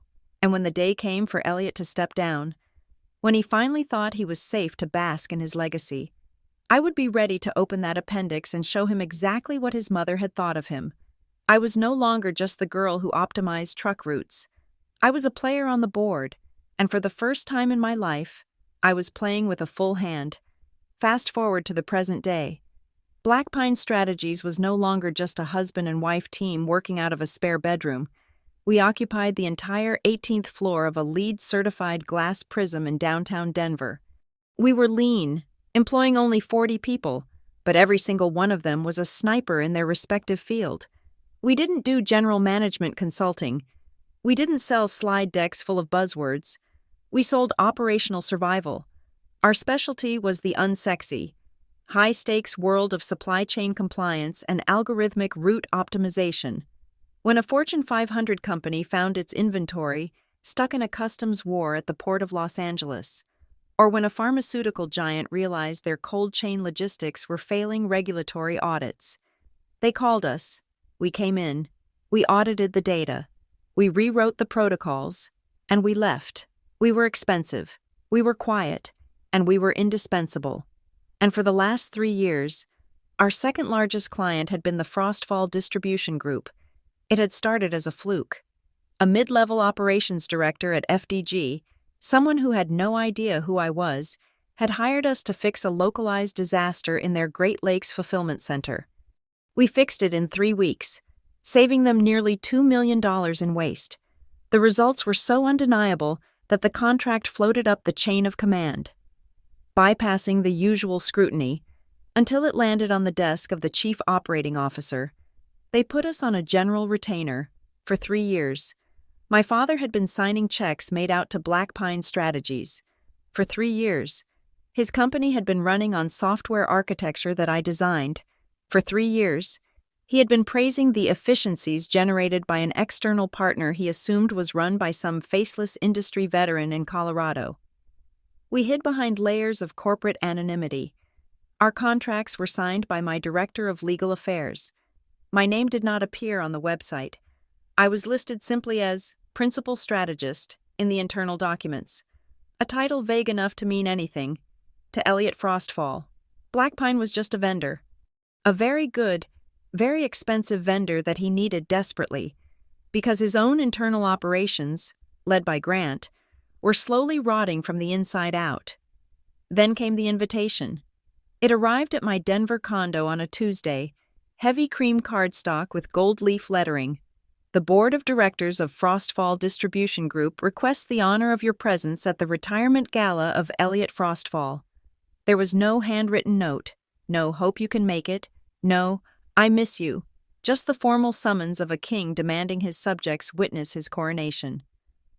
Douglas picked it up from the kitchen counter, flipping it over as if looking for a hidden explosive. Are you going? He asked. I have to, I said. Staring at the embossed crest of the company. You don't have to do anything, Douglas reminded me. We have the money. We have the business. You can stay here and watch a movie with me. It is not about obligation, I said, taking the card from him. It is about closure. And business? Business. The FDG contract expires in 30 days, I said. They haven't renewed yet. Grant is stalling because he wants to hire a cheaper firm run by one of his fraternity brothers. Elliot is the only reason we are still on the payroll. If Elliot retires, Grant cuts us. If Grant cuts us, the FDG supply chain collapses within 6 months. So you are going to save them? Douglas asked, raising an eyebrow. No, I smiled, a sharp, cold expression. I am going to see if they are worth saving. I flew to Chicago alone. I checked into a hotel that cost more per night than my first car. I hired a stylist to pull a dress that was the antithesis of everything Marjorie expected of me: minimalist, structural, and clearly expensive to anyone who knew fashion, but invisible to anyone who only looked for logos. When I walked into the Ravenwood Lake Club, the air smelled of lilies and money. I navigated the cocktail hour with the precision of a spy in enemy territory. I took a glass of champagne and drifted to the periphery, the place where I had lived my entire childhood. It didn't take long for the vultures to find me. Lyrin. The voice was high and saccharine. I turned to see Marjorie. She had aged, but she fought it with every weapon in the plastic surgeon's arsenal. Her skin was pulled tight, her smile fixed. She looked me up and down, her eyes lingering on my slate-gray dress. I didn't think you would actually come, she said, leaning in for an air kiss that missed my cheek by 3 inches. We assumed you would be too busy with whatever it is you do in Denver. Is it still the coffee shop? I manage, I said simply. You look well, Marjorie. We are thriving, she beamed, clutching her pearl necklace. Elliot is finally stepping back to enjoy the fruits of his labor. And Grant, Grant is ready. He has such vision. It is a relief. Really, to know the company is in such capable hands. It must be hard for you, being so far away from all this success. Distance gives one perspective, I replied. Grant appeared a moment later, holding a scotch. He had filled out, his face softer, the jawline less defined than in his college photos. He wore the arrogance of a man who had never been told no, but his eyes were darting around the room, anxious. "Lyrin," he nodded, barely looking at me. "Good to see you. Short trip?" "Just for the night," I said. Right, Grant said, adjusting his cufflinks. "Big night, passing the torch. I have got some big plans for the restructuring. Going to trim the fat, get rid of all these expensive consultants the old man loves. We need to be agile. You know, disruptive." He used the words like a child playing with a gun he liked the sound. But he had no idea how they worked. "Consultants can be useful," I said neutrally, "if they keep the system running." "Dinosaurs," Grant scoffed. "I am bringing in AI, automate the whole thing." He didn't know that the consultants he was planning to fire had built the very AI integration he was bragging about. He didn't know that Blackpine monitored his compliance data daily to prevent the EPA from shutting down his fleet. I excused myself before I laughed in his face. I moved through the crowd, careful to stay out of Elliot's direct line of sight, but close enough to hear him. He was holding court near the ice sculpture, surrounded by 3 men in dark suits. I recognized one of them, Marcus Thorne, the CEO of a major retail chain that was FDG's biggest customer. I stood behind a large floral arrangement, sipping my water, and listened. "Elliot, I have to tell you," Marcus Thorne was saying, his voice booming. "Our logistics team is impressed. Your on-time delivery rates this last quarter were phenomenal. Best in the Midwest. How are you handling the driver shortage?" Elliot laughed. That deep, charming baritone that had fooled the world for 40 years. "Well, Marcus, you know me. I run a tight ship, but I will be honest. We brought in this firm a few years ago. Blackpine Strategies. Absolute sharks." My breath hitched. I went very still. "I have heard of them," another man said. "Very secretive. Hard to get a meeting. They are geniuses," Elliot bragged, puffing out his chest as if he had invented us himself. "Whoever runs that shop understands the granular data better than anyone I've ever seen. They came in, stripped our routing protocols down to the studs, and rebuilt them. Saved me 12% in operating costs in year 1. 12% I don't know who the guy at the top is, but I would trade Grant for him in a heartbeat if I could." The men laughed.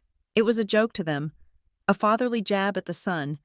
But standing 5 feet away, hidden by a fern, I felt the irony hit me like a physical blow. He was standing there, praising my mind. He was boasting about my competence. He was telling his peers that the person running Blackpine was the son he wished he had. He admired the architect of his success, unaware that the architect was the daughter he had called worthless. He loved my work. He just hated me. My phone buzzed against my hip. I pulled it out, shielding the screen with my hand. It was a message from Sarah, my CFO back in Denver. "Update on the FDG account. They just panicked. The renewal request came through 5 minutes ago. They aren't asking for 1 year. They want a 5-year lock-in, and they accepted the 15% rate hike without a counteroffer. Grant must have realized he doesn't know how to access the server passwords without us." I stared at the screen. They had just signed the contract. They had just legally bound themselves to me for half a decade. They had handed me the keys to their kingdom minutes before Elliot was set to stand up and insult me. Grant's bluster about trimming the fat was a lie. He had signed the renewal because he was terrified. Elliot's confidence was built on a foundation that I owned. I looked up at my father. He was clinking glasses with Marcus Thorne, looking like the master of the universe. The sadness that had lingered in my chest for 12 years evaporated. It was replaced by a cold, sharp amusement. I wasn't here to beg for a seat at the table. I owned the table. I put my phone back in my clutch. The lights in the ballroom began to dim. The spotlight swept across the room, searching for Elliot to begin the speeches. Marjorie leaned over to whisper something in Elliot's ear, probably pointing out where they had seated me, table 19. by the kitchen. I took a sip of my champagne. It tasted crisp, expensive, and victorious. Let him make his speech. Let him call me uneducated. Let him call me a failure. Every word he said tonight would be recorded in my memory. Not as an insult, but as evidence. Tonight wasn't a party, it was a deposition. And the verdict was already in my pocket. The morning after the gala did not bring a hangover. It brought a coordinated public relations campaign. And I was the target. I woke up in my hotel room at 6 o'clock to a phone that was vibrating so intensely it was slowly walking itself across the nightstand. I picked it up and saw 32 unread messages. They were not from friends. They were from the extended network of Frostfall relatives, aunts I hadn't seen in a decade, cousins who wouldn't recognize me on the street, and family friends who functioned as Elliot's social echo chamber. The narrative was identical across every single text. Leorin, we heard about your episode last night. So worried about you. Honey, there is no shame in asking for help. Is everything okay in Denver? Your father is devastated. Please call him. We can find you a good doctor. I sat up in bed, the high thread count sheets pooling around my waist, and read the scripts they had been fed. It was brilliant, in a sick way. Elliot and Marjorie had realized that my calm exit was dangerous. It made me look rational. So, they were rewriting the night. They were telling everyone that I had been manic, unstable, perhaps under the influence. They were planting the seeds of mental instability, so that if I ever tried to speak the truth, it could be dismissed as the rantings of a sick woman. I didn't reply to a single one. I screenshotted every message, cataloging the timestamps. This was not concern. This was evidence of a smear campaign. At 8 o'clock, the stakes changed. My phone rang again. It was a number I recognized, Nathan Reed, a senior logistics VP at a major electronics firm that contracted with both Blackpine and Frostfall distribution. He was a smart man, a man who paid attention to details. Lyrin, he said, his voice low. I'm going to ask you a question, and I need you to lie to me if the answer is dangerous. Ask, I said, walking to the window to look out at the Chicago skyline. I was at the gala last night, Nathan said. I heard Elliot bragging about Blackpine. Then I saw you walk out. Then I remembered a meeting we had 3 years ago where you corrected a routing error in the Illinois corridor, an error that was specific to FDG's legacy software. He paused. Are you Blackpine? I gripped the phone. The secret was leaking. The industry was too small, and I had been too good. Hypothetically, I said, keeping my voice even, if I were, what would you say? I would say you are holding a grenade, Nathan said, and I would say that Elliot has his legal team tearing the city apart this morning looking for the owner of Blackpine. He wants to buy the firm. He told Marcus Thorne he is going to make the owner an offer they can't refuse because he needs to secure the IP before Grant takes over. He doesn't know it is you, Lyorin, but he is hunting. Thank you, Nathan, I said. Hypothetically, I hung up. My hand was cold. Elliot wasn't just trying to destroy my reputation. He was trying to buy my company. He wanted to own the very thing that made me powerful, unaware that he was trying to purchase his own executioner. At 10 o'clock, the Queen made her move. Marjorie called. I let it ring twice, then answered on speakerphone while I packed my suitcase. Leorin. Her voice was breathless, dripping with that frantic, artificial warmth she used when she wanted something. Oh, thank God you answered. We have been frantic. I am fine, Marjorie, I said, folding a silk blouse. We are just so worried. Darling, she cooed. Last night, well, clearly you were under a lot of stress. Your father is willing to overlook the scene you caused. We want you to come to the house for dinner tonight. Just family. We can talk about getting you some support. Maybe a fresh start. I stopped packing. I recognized the tone. It was the same tone she had used 12 years ago when she told me leaving college was for my own good. It was the tone of a predator trying to lure prey back into the cage. A fresh start, I repeated. Does that start include an apology for calling me worthless in front of 200 people? There was a pause on the line, a beat of silence where the mask slipped. "Lyran, be reasonable." Marjorie's voice sharpened slightly. "Your father was making a toast. You know his sense of humor. You are being overly sensitive. We are trying to help you. Grant is very concerned. He thinks you might need financial assistance. We can discuss a stipend, provided you come home and stabilize." "I don't need a stipend, Marjorie," I said, "and I don't need dinner. Enjoy your restructuring." I hung up before she could pivot back to the victim role. Douglas was right. I texted him a summary of the call. She offered money. I wrote, "She thinks I am broke. She wants me in the house so they can control the narrative." Douglas replied instantly, "It is damage control. They are terrified. If you were really irrelevant, they would ignore you. They are chasing you because they smell smoke." He was right, but they didn't just smell smoke. They were standing on top of a volcano. I left the hotel and took a cab to a glass building in the financial district. I wasn't going to the airport.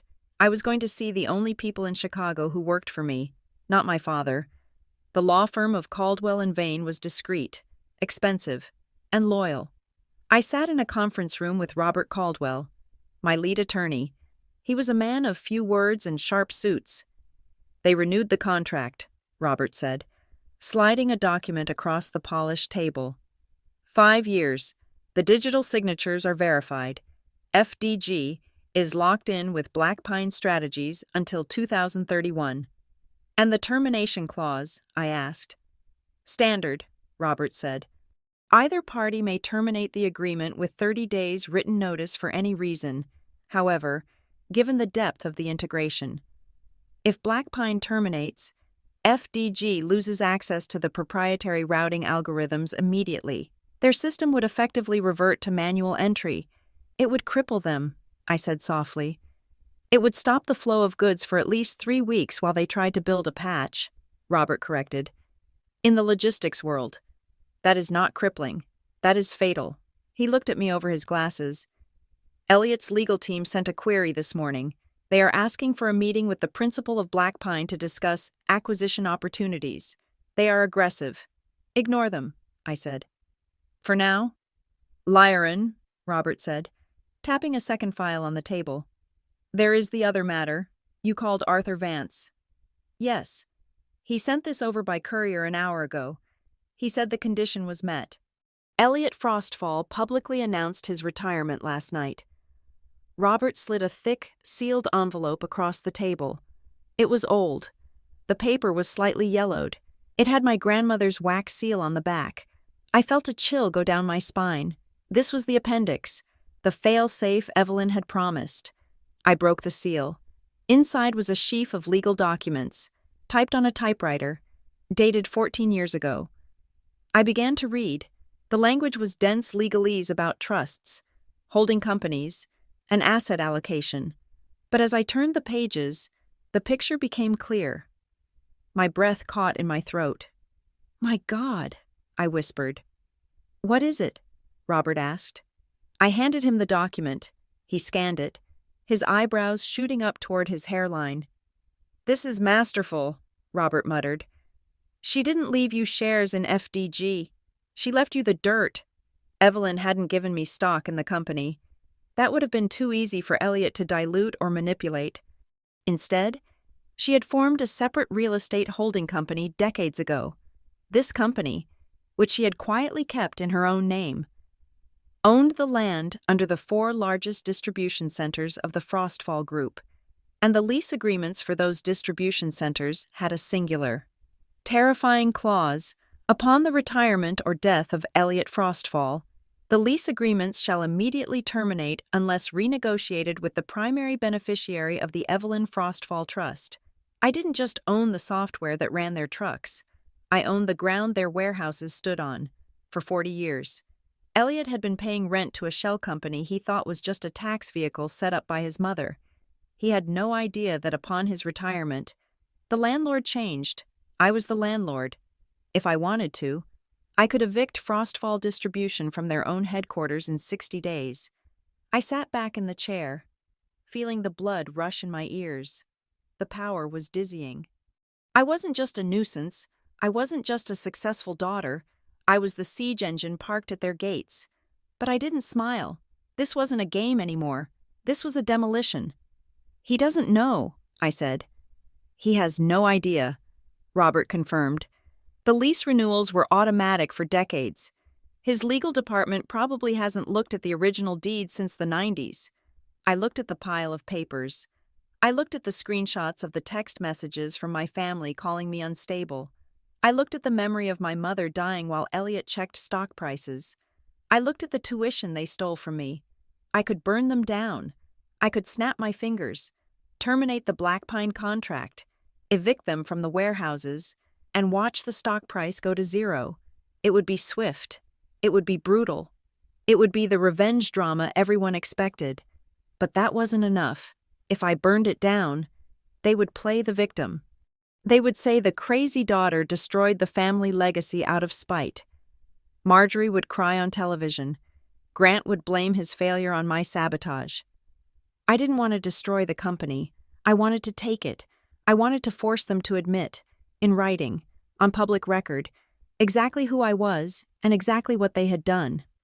"Robert," I said, my voice steel, "draft a letter, not to Elliot, to the board of directors of Frostfall Distribution. What are we telling them? We are telling them that Black Pine Strategies is issuing a 30-day notice of termination," I said, "and we are notifying them that the leases on the Chicago, Denver, and Atlanta distribution centers are set to expire, and the new owner has no intention of renewing under the current management." "You are putting a gun to their head," Robert said. "No," I stood up, smoothing my skirt. "I am turning on the lights. They called me worthless. I am simply showing them the bill." I walked out of the office and into the Chicago afternoon. The wind was biting, but I didn't feel the cold. I checked my phone. Another text from Grant. "Dad is really pissed. Lyoran, stop acting like a child and pick up the phone." I typed a reply for the first time in 24 hours. "I am not acting like a child. Grant, I am acting like your landlord. Check your email." I hit send. The war had officially begun. I wasn't defending myself against their rumors anymore. I was done proving I was sane. I was done proving I was worthy. I was about to rewrite the laws of gravity in the Frostfall universe. And when I was done, Elliot would have to look up to see me. The notification of termination was not sent with a bang. It was sent with a single click of a mouse. At 9 o'clock on Monday morning, sitting in my glass-walled office in Denver, I authorized my legal team to transmit the document. It was a standard corporate form, devoid of emotion, drafted on Black Pine Strategies letterhead. It cited Clause 14, Section B of the service agreement, right to terminate for convenience. The reason listed was strategic restructuring. It was the corporate equivalent of a breakup via text message, delivered to a partner who had just signed a 5-year lease on a shared apartment. At 9:05. I sent the second document. This one was personal. It was a letter addressed directly to Elliot Frostfall, sent via secure courier to his private residence, though I emailed a digital copy to his encrypted personal server to ensure immediate delivery. It was short. "Father, you have spent the last decade asking what I do with my life. You have spent the last 3 years praising the efficiency of Black Pine Strategies. It is time you understood that they are the same thing. I am not terminating the contract to punish you. I am terminating it because I no longer do business with partners who do not respect my value. You called me uneducated. You called me worthless. I am now proving you wrong in the only language you speak, leverage. Lyoran." The silence lasted for exactly 11 minutes. Then, the digital bombardment began. My phone, which was resting on the mahogany conference table, lit up. Elliot, then Marjorie, then Grant, then Elliot again. The screen became a blur of notifications. "Call me immediately. What is this joke, Lyoran? This is legal suicide. You are going to get sued for breach of contract. We are family. Pick up the phone, you ungrateful little bitch." That one was Grant. I did not answer. I turned the phone over. Face down. I instructed my assistant, a sharp young woman named Elena, to hold all calls and to alert building security that we might have visitors within 24 hours. They arrived faster than that. They must have taken the corporate jet. At 10 o'clock the next morning, Elena buzzed my intercom. Her voice was tight. "Ms. Frostfall," she said, "there are 3 people in the lobby. They do not have an appointment. They are aggressive. One of them claims to be your father." "Let them in," I said calmly. "Escort them to conference room A, the glass one." I checked my reflection in the monitor of my computer. My hair was pulled back in a severe, flawless bun. My blazer was tailored to within a millimeter of perfection. I did not look like a daughter. I looked like a CEO. I walked down the hallway.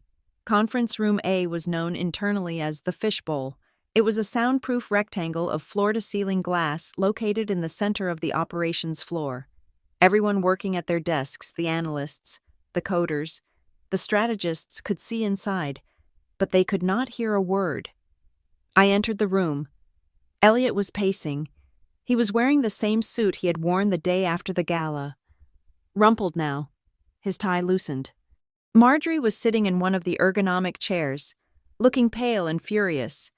Grant was standing by the window, staring out at the Denver skyline as if looking for something to punch.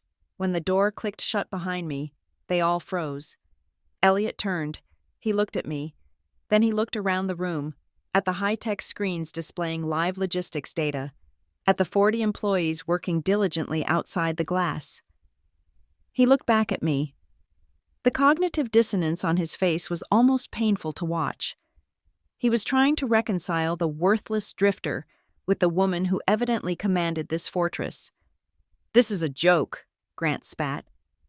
Breaking the silence, he marched toward me, his finger raised. You run this. You didn't even finish sophomore year. Who is the real owner? Who are you sleeping with to get your name on the door?" I didn't flinch. I didn't raise my voice. I simply walked to the head of the table and sat down. "Sit down, Grant," I said. My voice was low, modulated, the voice I used for hostile negotiations. "Or I will have security remove you for trespassing." "You can't talk to us like that," Marjorie hissed, standing up. "We are your family. We flew all the way here because we were worried about you. And instead, you pull this stunt. Do you have any idea the chaos you have caused at the headquarters this morning? The stock is down 2% on the rumor of the contract pull." 2.4%, I corrected her. "I have the ticker running on my screen." Elliot finally spoke. He walked to the other end of the table, placing his hands on the leather surface. He leaned in, trying to use his physical size to intimidate me, a tactic that had worked when I was 12. "Liarin," he said, his voice shaking with suppressed rage. "Enough. The joke is over. You are going to rescind that termination notice. You are going to apologize to the board. And then you are going to explain to me how you tricked my operations team into signing a contract with a shell company." "There was no trick. Elliot," I said, "you hired Blackpine because we are the best. You renewed with Blackpine because without us, your on-time delivery rate drops below 80%. You need us." "I need the code," Grant shouted, slamming his hand on the table. "Give me the admin keys to the routing software that is Frostfall property." Actually, I opened the leather portfolio I had brought with me. It isn't, "Read the contract. Grant, Clause 7, intellectual property rights, the algorithms, the source code, and the optimization protocols remain the sole property of Blackpine Strategies. Frostfall Distribution pays for a license to access the output. You don't own the engine, you just rented the car." I slid the document down the table. Grant stared at it, his face turning a mottled red. "You trapped us," Elliot whispered. He looked at me with a dawning horror. "You built the system so we couldn't function without you, and now you are pulling the plug." "I optimized your system," I said. "I made you millions. I saved you from regulatory fines 3 times last year. I did the job you paid me for. The fact that you became dependent on my competence is not a trap. Father, it is a business reality." "Why?" Marjorie wailed, switching tactics instantly. She sank back into the chair, tears welling up in her eyes. "Why are you doing this? We welcomed you. We tried to help you. And you want to destroy your father's legacy. your brother's future. We are family. Family. I repeated the word. It tasted like ash.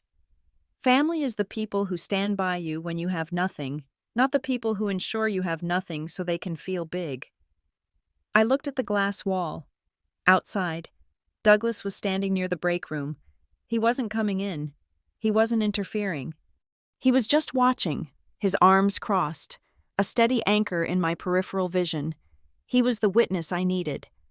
I am not here to destroy the legacy, I said. I am here to correct the record. I reached into the portfolio again, this time. I pulled out the file Arthur Vance had given me, the yellowed documents from the Evelyn Frostfall Trust. You think this is about the software, I said. You think this is about the consulting contract. That is just the surface. Elliot frowned. What is that? This, I said, placing the sheaf of papers in the center of the table, is the deed to the land under the Chicago, Atlanta, and Denver distribution centers. Elliot went still, stone still. My mother left that land to a trust, he said slowly. I pay rent to the trust. It is a tax shelter. It was a trust, I corrected. Benefiting me, I opened the document to the page with the termination clause. Grandma Evelyn never trusted you, Elliot, I said. She knew that if you ever fully controlled the assets, you would leverage them into bankruptcy to feed your ego. So she kept the land, and she wrote a clause into the master lease agreement. Upon the retirement of Elliot Frostfall, all lease agreements immediately terminate unless renegotiated with the primary beneficiary. I looked him in the eye. You retired on Saturday, as of midnight Sunday. Frostfall Distribution is occupying my property without a lease. The room was silent. Vacuum silent. Grant looked like he was going to be sick. Marjorie stopped crying mid-sob. Elliot looked as if I had just shot him in the chest. You own the distribution centers, Elliot rasped. I own the dirt, I said, and the concrete, and the loading docks, and if I don't sign a new lease in 30 days, you have to move, all of it, the inventory, the trucks, the machinery. You have to vacate. Moving would cost $50 million, Grant stammered. It would take months. We would miss the holiday shipping window. It would kill the company. Yes, I said pleasantly. It would. You wouldn't, Marjorie gasped. It's your inheritance, too, if the company fails. You lose money. I have my own money, I said, gesturing to the office around me. I built this. I don't need Frostfall dividends to buy groceries. That is the difference between us. Marjorie, I can afford to let it burn. You can't. Elliot sank into a chair. He looked old. Suddenly, undeniably old. The bluster was gone. The titan of industry was gone. He was just a man realizing that the foundation of his house had been owned by the person he locked in the basement. What do you want? Elliot asked. His voice was a ghost of its former boom. You want money. You want a seat on the board. You want Grant fired. I looked at them. I looked at Grant, sweating in his designer suit. I looked at Marjorie. Her mask dissolved into panic. I looked at Elliot, defeated. I don't want your money, I said. And I don't want a seat on a board run by people I don't respect. I stood up. I buttoned my blazer. I want you to know, I said, my voice clear and carrying through the glass, even if only my employees could see the posture of command. I want you to know that the uneducated, worthless girl you mocked is the only reason your company is still breathing. I want you to go back to Chicago and sit in that boardroom and realize that every box you ship, every dollar you earn, happens because I allow it. I picked up my portfolio. I will send over the lease renewal terms, I said. They will be aggressive. They will include a requirement for a full operational audit conducted by an external firm of my choosing, and they will include a public correction of the statement regarding my instability. I walked to the door. I put my hand on the handle. Lyron, Elliot said. Wait. I didn't turn around. I didn't come here to ask for a place in this family, I said. I came to close the door. I walked out. I walked past Douglas, who gave me a small, tight nod. I walked into my office and closed the blinds, and then, only then, did I allow my hands to shake, not from fear, from the adrenaline of finally, after 12 years, letting the axe fall. The aftermath of the meeting in the glass conference room was not an explosion. It was a slow, agonizing suffocation. In the world of logistics, momentum is everything. When you stop a spinning flywheel, it does not just sit still, it shudders. Frostfall Distribution Group began to shudder 48 hours after Elliot, Marjorie, and Grant walked out of my office. We did not shut off their access to the Blackpine algorithms immediately. That would have been vindictive, and more importantly, it would have given them legal grounds to claim sabotage. Instead, we simply stopped fixing the errors. We stopped the manual overrides. We let the system run exactly as Grant had demanded on autopilot, without the expensive consultants he despised. The results were catastrophic. Within a week, the on-time delivery metric for FDG dropped from 98% to 82%, in an industry where margins are measured in pennies and minutes. An 82% delivery rate is a death spiral. I watched it happen from my monitors in Denver. I saw the red warning lights pop up on the dashboard, shipments stuck in customs in Newark, inventory miscounted in Atlanta, perishable goods sitting on non-refrigerated docks in St. Louis. Grant, in his infinite wisdom, tried to take the helm. He called an emergency all-hands meeting in Chicago. He stood on a stage and told the employees that this was just a technological transition and that he was personally overseeing the new routing protocols. He didn't know how to code. He didn't know how to read a raw data manifest. He started issuing manual commands to the fleet, overriding the safety buffers I had installed. He ordered trucks to bypass way stations to make up time. He ordered drivers to push past their legal hours of service. He was trying to sprint through a minefield. The clients noticed. Marcus Thorne, the CEO who had toasted Elliot at the gala, called me directly. "Lyron," he said, his voice tight. "My loading docks are empty. Elliot is telling me it is a software glitch. Grant is telling me it is a weather delay. I need the truth. Are you still driving the bus over there?" Blackpine Strategies is currently in a termination phase with FDG, I told him, keeping my voice professional. "We are no longer managing their active routing." "Damn it," Marcus muttered. "That explains why the tracking numbers are dead." He didn't scream at me. He thanked me. And then, according to industry gossip, he called Elliot and threatened to pull his contract if the glitch wasn't fixed in 48 hours. Elliot, faced with a crumbling empire, did what he always did. He tried to rewrite reality. He couldn't attack me publicly anymore. I held the leases to his buildings. If he called me crazy, I could evict him tomorrow. So he found a new, more insidious way to undermine me. He started whispering to his country club friends, to the board members, to anyone who would listen. "It is a brilliant play," he would say, leaning in over a scotch. "Leorin's husband Douglas, sharp guy, he is the one running the show. Leorin is the face, of course, legal reasons. But Douglas, he is the mastermind. He orchestrated the whole hostile takeover. I have to respect it, one man to another." It was a classic, misogynistic pivot. Elliot could not psychologically accept that his worthless daughter had outmaneuvered him. It broke his worldview. It was easier for him to believe that I was a puppet for a man he had never met than to admit I was the superior strategist. The rumors reached me quickly. "I hear Douglas is a genius," a vendor told me over lunch. "People say he built Blackpine from scratch." I went home that night and found Douglas in the kitchen, making pasta. He looked tired. He had heard the rumors, too. "He is trying to erase you again," Douglas said, tossing a towel onto the counter. "He is trying to make you invisible in your own company."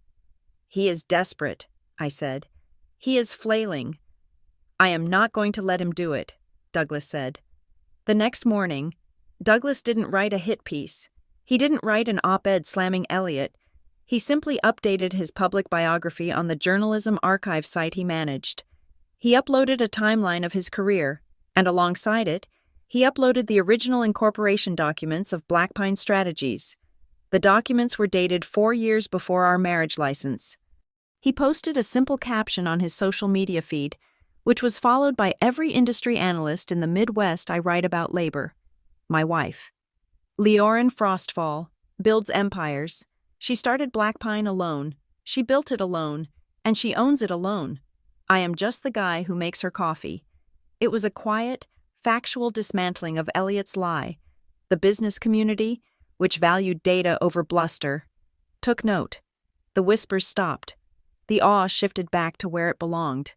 But the real knife twist didn't come from the public. It came from the past. 2 weeks into the standoff, I received an encrypted email. The sender was anonymous, but the subject line made my blood freeze. The 2014 Education Ledger. I opened the attachment. It was a scan of an old, handwritten accounting ledger from the private Frostfall family office. I recognized the handwriting. It belonged to Mrs. Higgins, the family accountant who had retired years ago.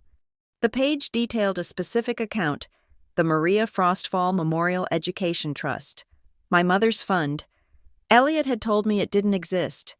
He had told me the money was gone, absorbed into the business. I looked at the entries.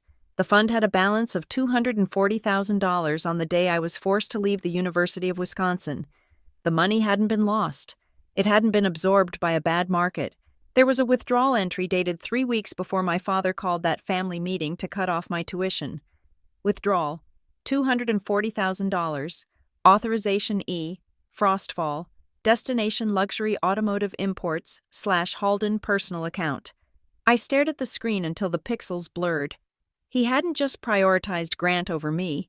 He had stolen my mother's deathbed gift money she had specifically saved for my freedom and used it to buy Grant that Range Rover and fund his ski trip.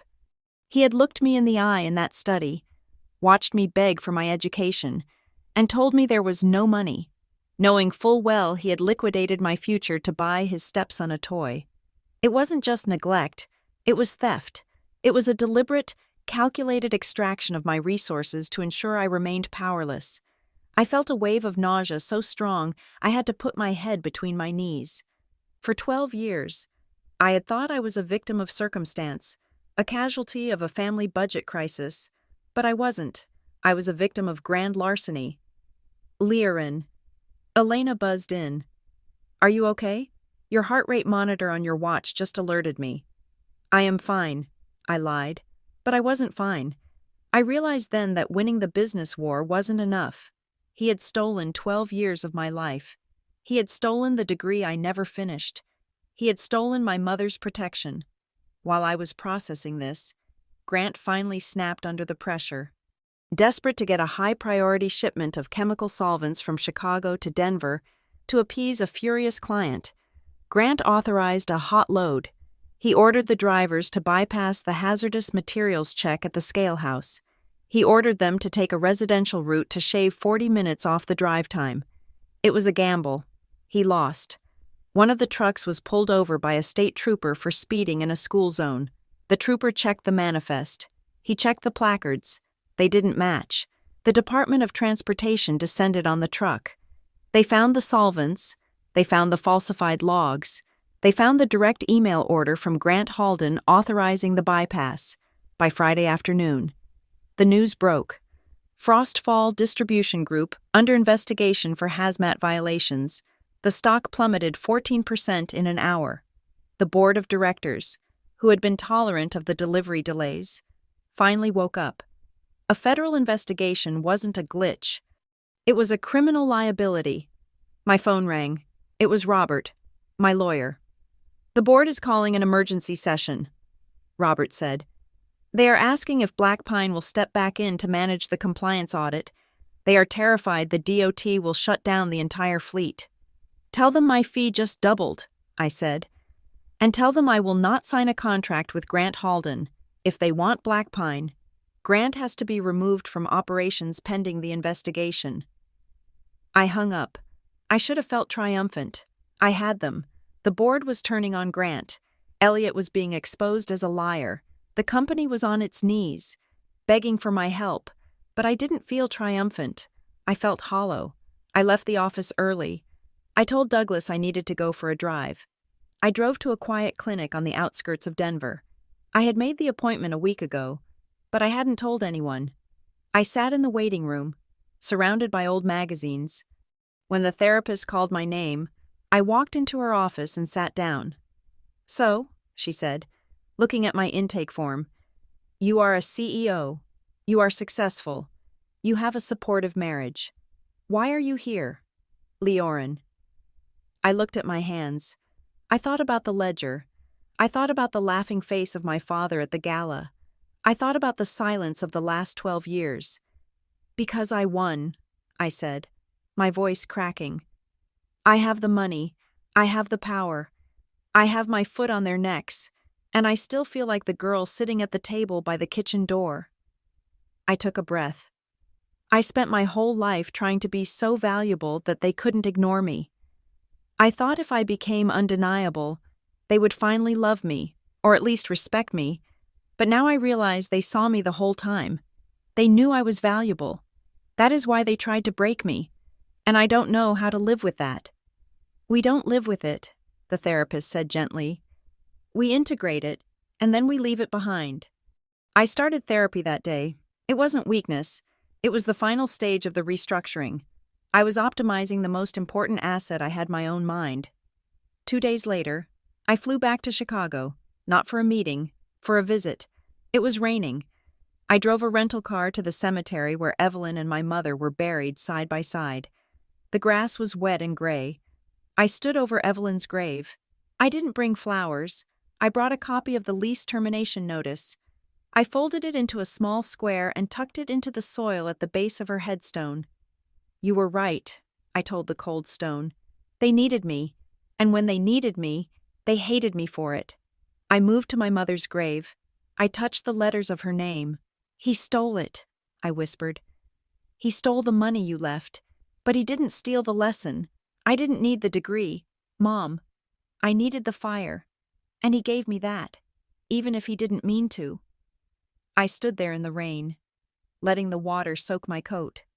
"I am done," I said to the air. "I am done trying to prove I am enough. I am done waiting for him to say sorry. He is never going to say sorry, and I don't need him to." I turned around and walked back to the car. I checked my phone. There was a voicemail from Elliot. It was the first time he had called me himself in 3 weeks.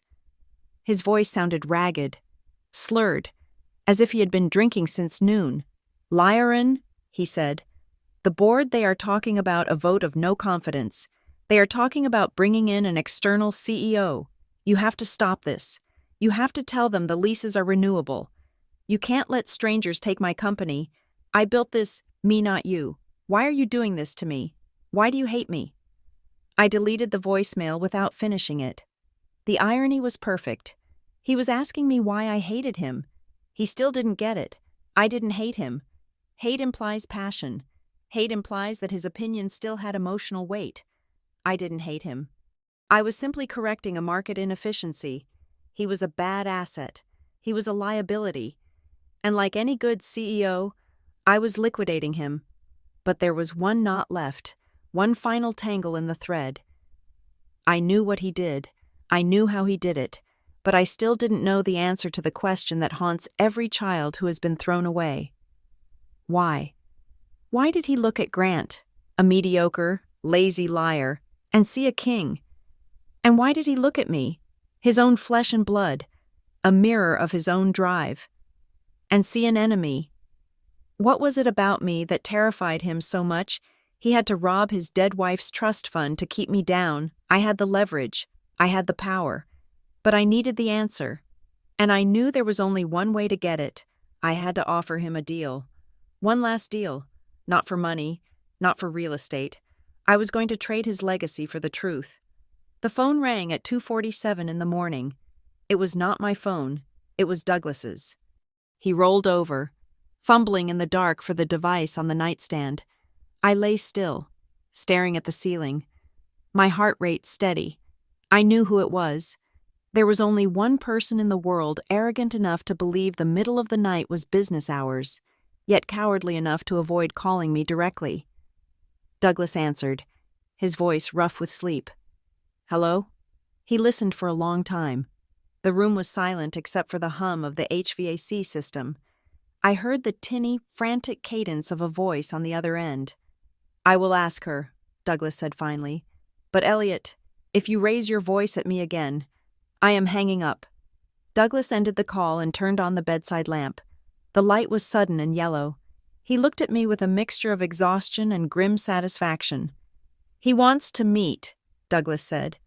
"Now, he says the board is convening an emergency session at 9 o'clock tomorrow morning to vote on his removal and a forensic audit. He says he is out of options."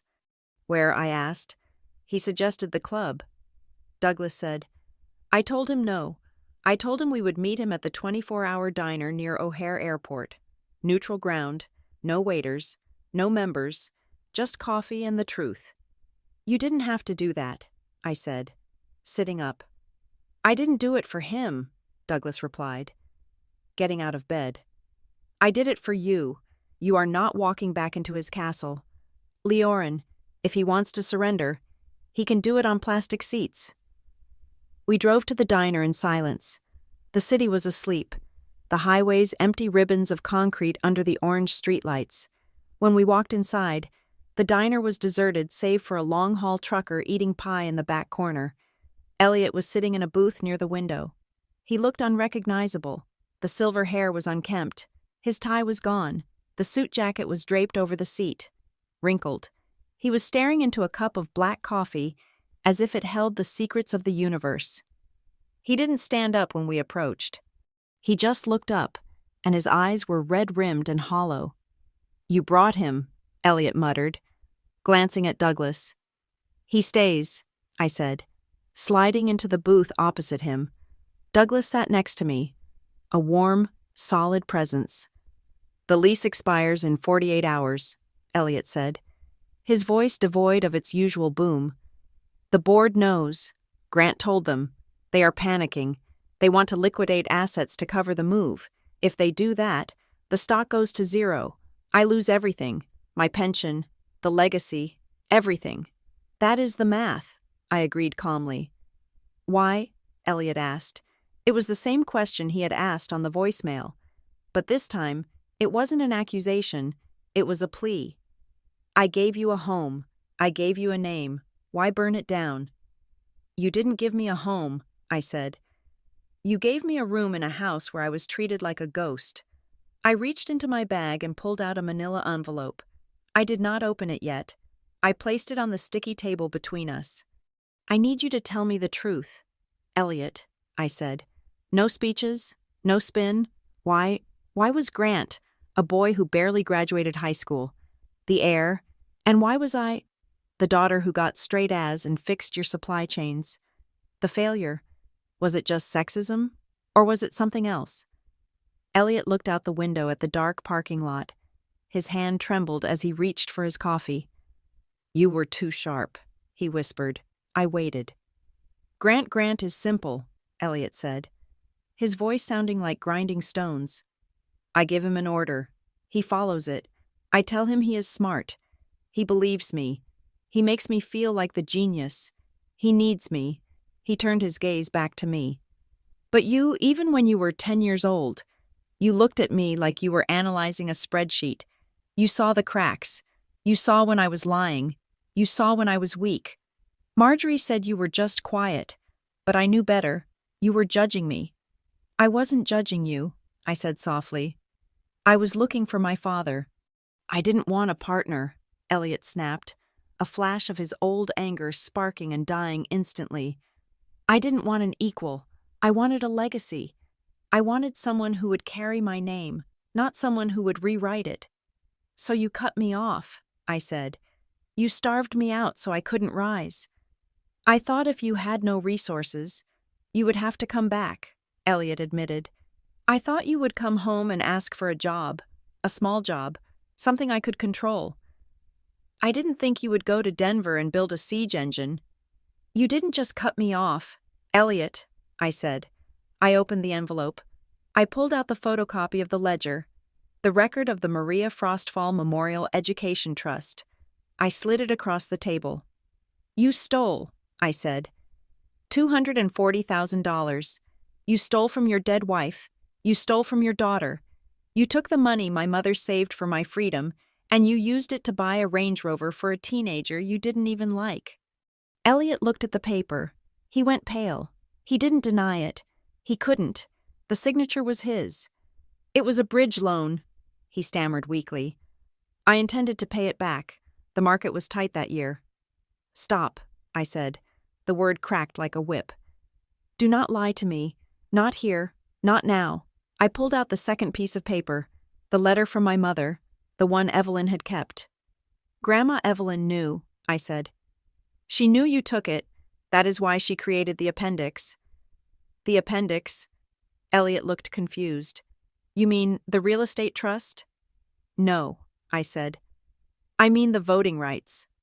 I slid the final document across the table.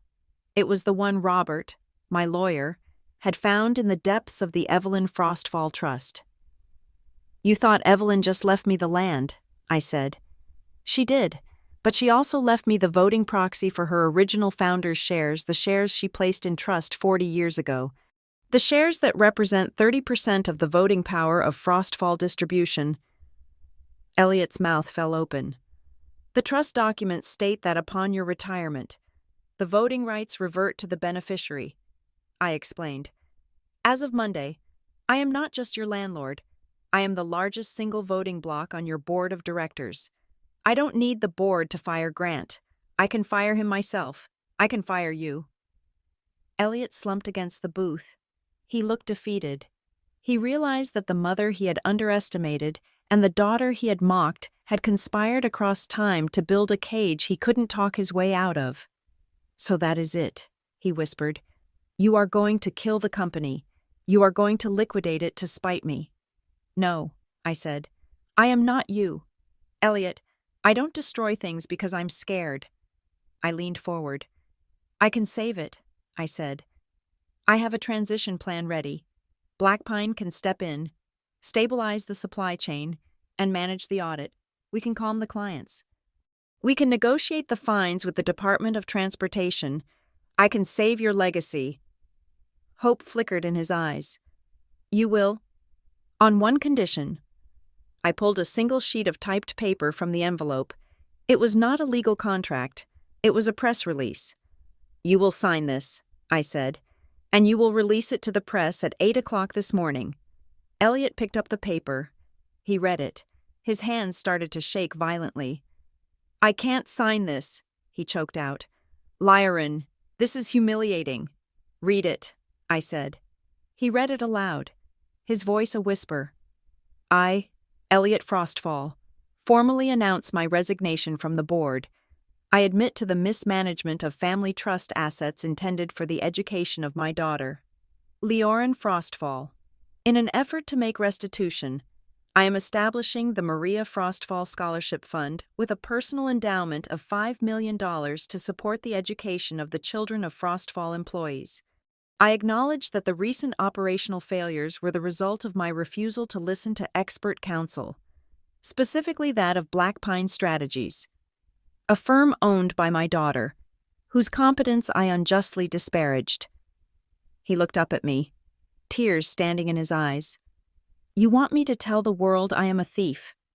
You want me to tell them I was jealous of you. I want the truth, I said. You called me uneducated in front of 200 people. You called me worthless. You will now tell the world exactly who I am, and you will tell them exactly who you are. I can't, he pleaded. It will ruin my reputation. I won't be able to show my face at the club. Then don't sign it, I said, reaching for the papers. And at 9 o'clock, I will walk into that board meeting. I will evict the company from the warehouses. I will publish the ledger showing the embezzlement. And you won't just lose the club. Elliot, you will go to federal prison for fraud. I stood up. Douglas stood with me. The choice is yours, I said.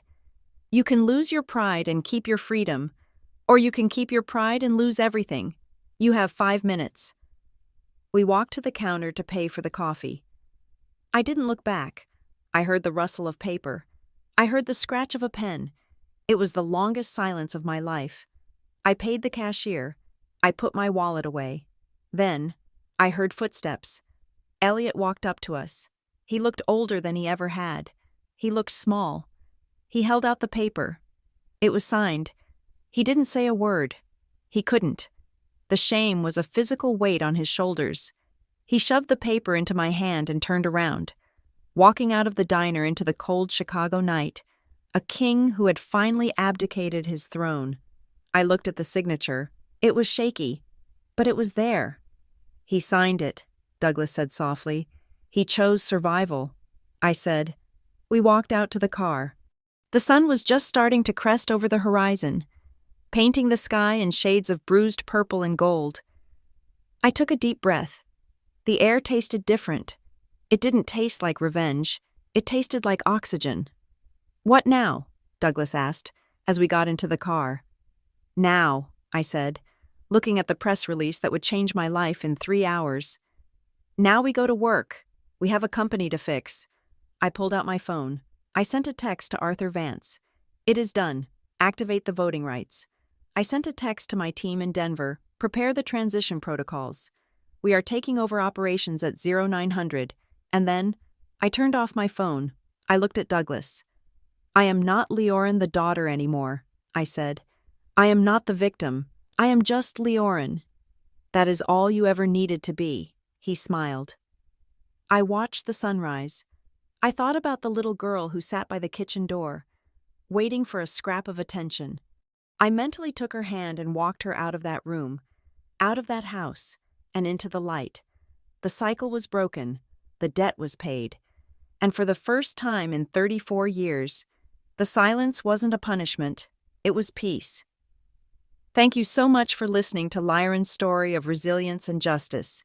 If you enjoyed this journey, please leave a comment down below telling us where you are listening from. We would love to hear your thoughts on Elliot's final choice. Don't forget to subscribe to the Juliet Revenge Stories channel. Like this video, and smash that hype button to help this story be heard by even more people.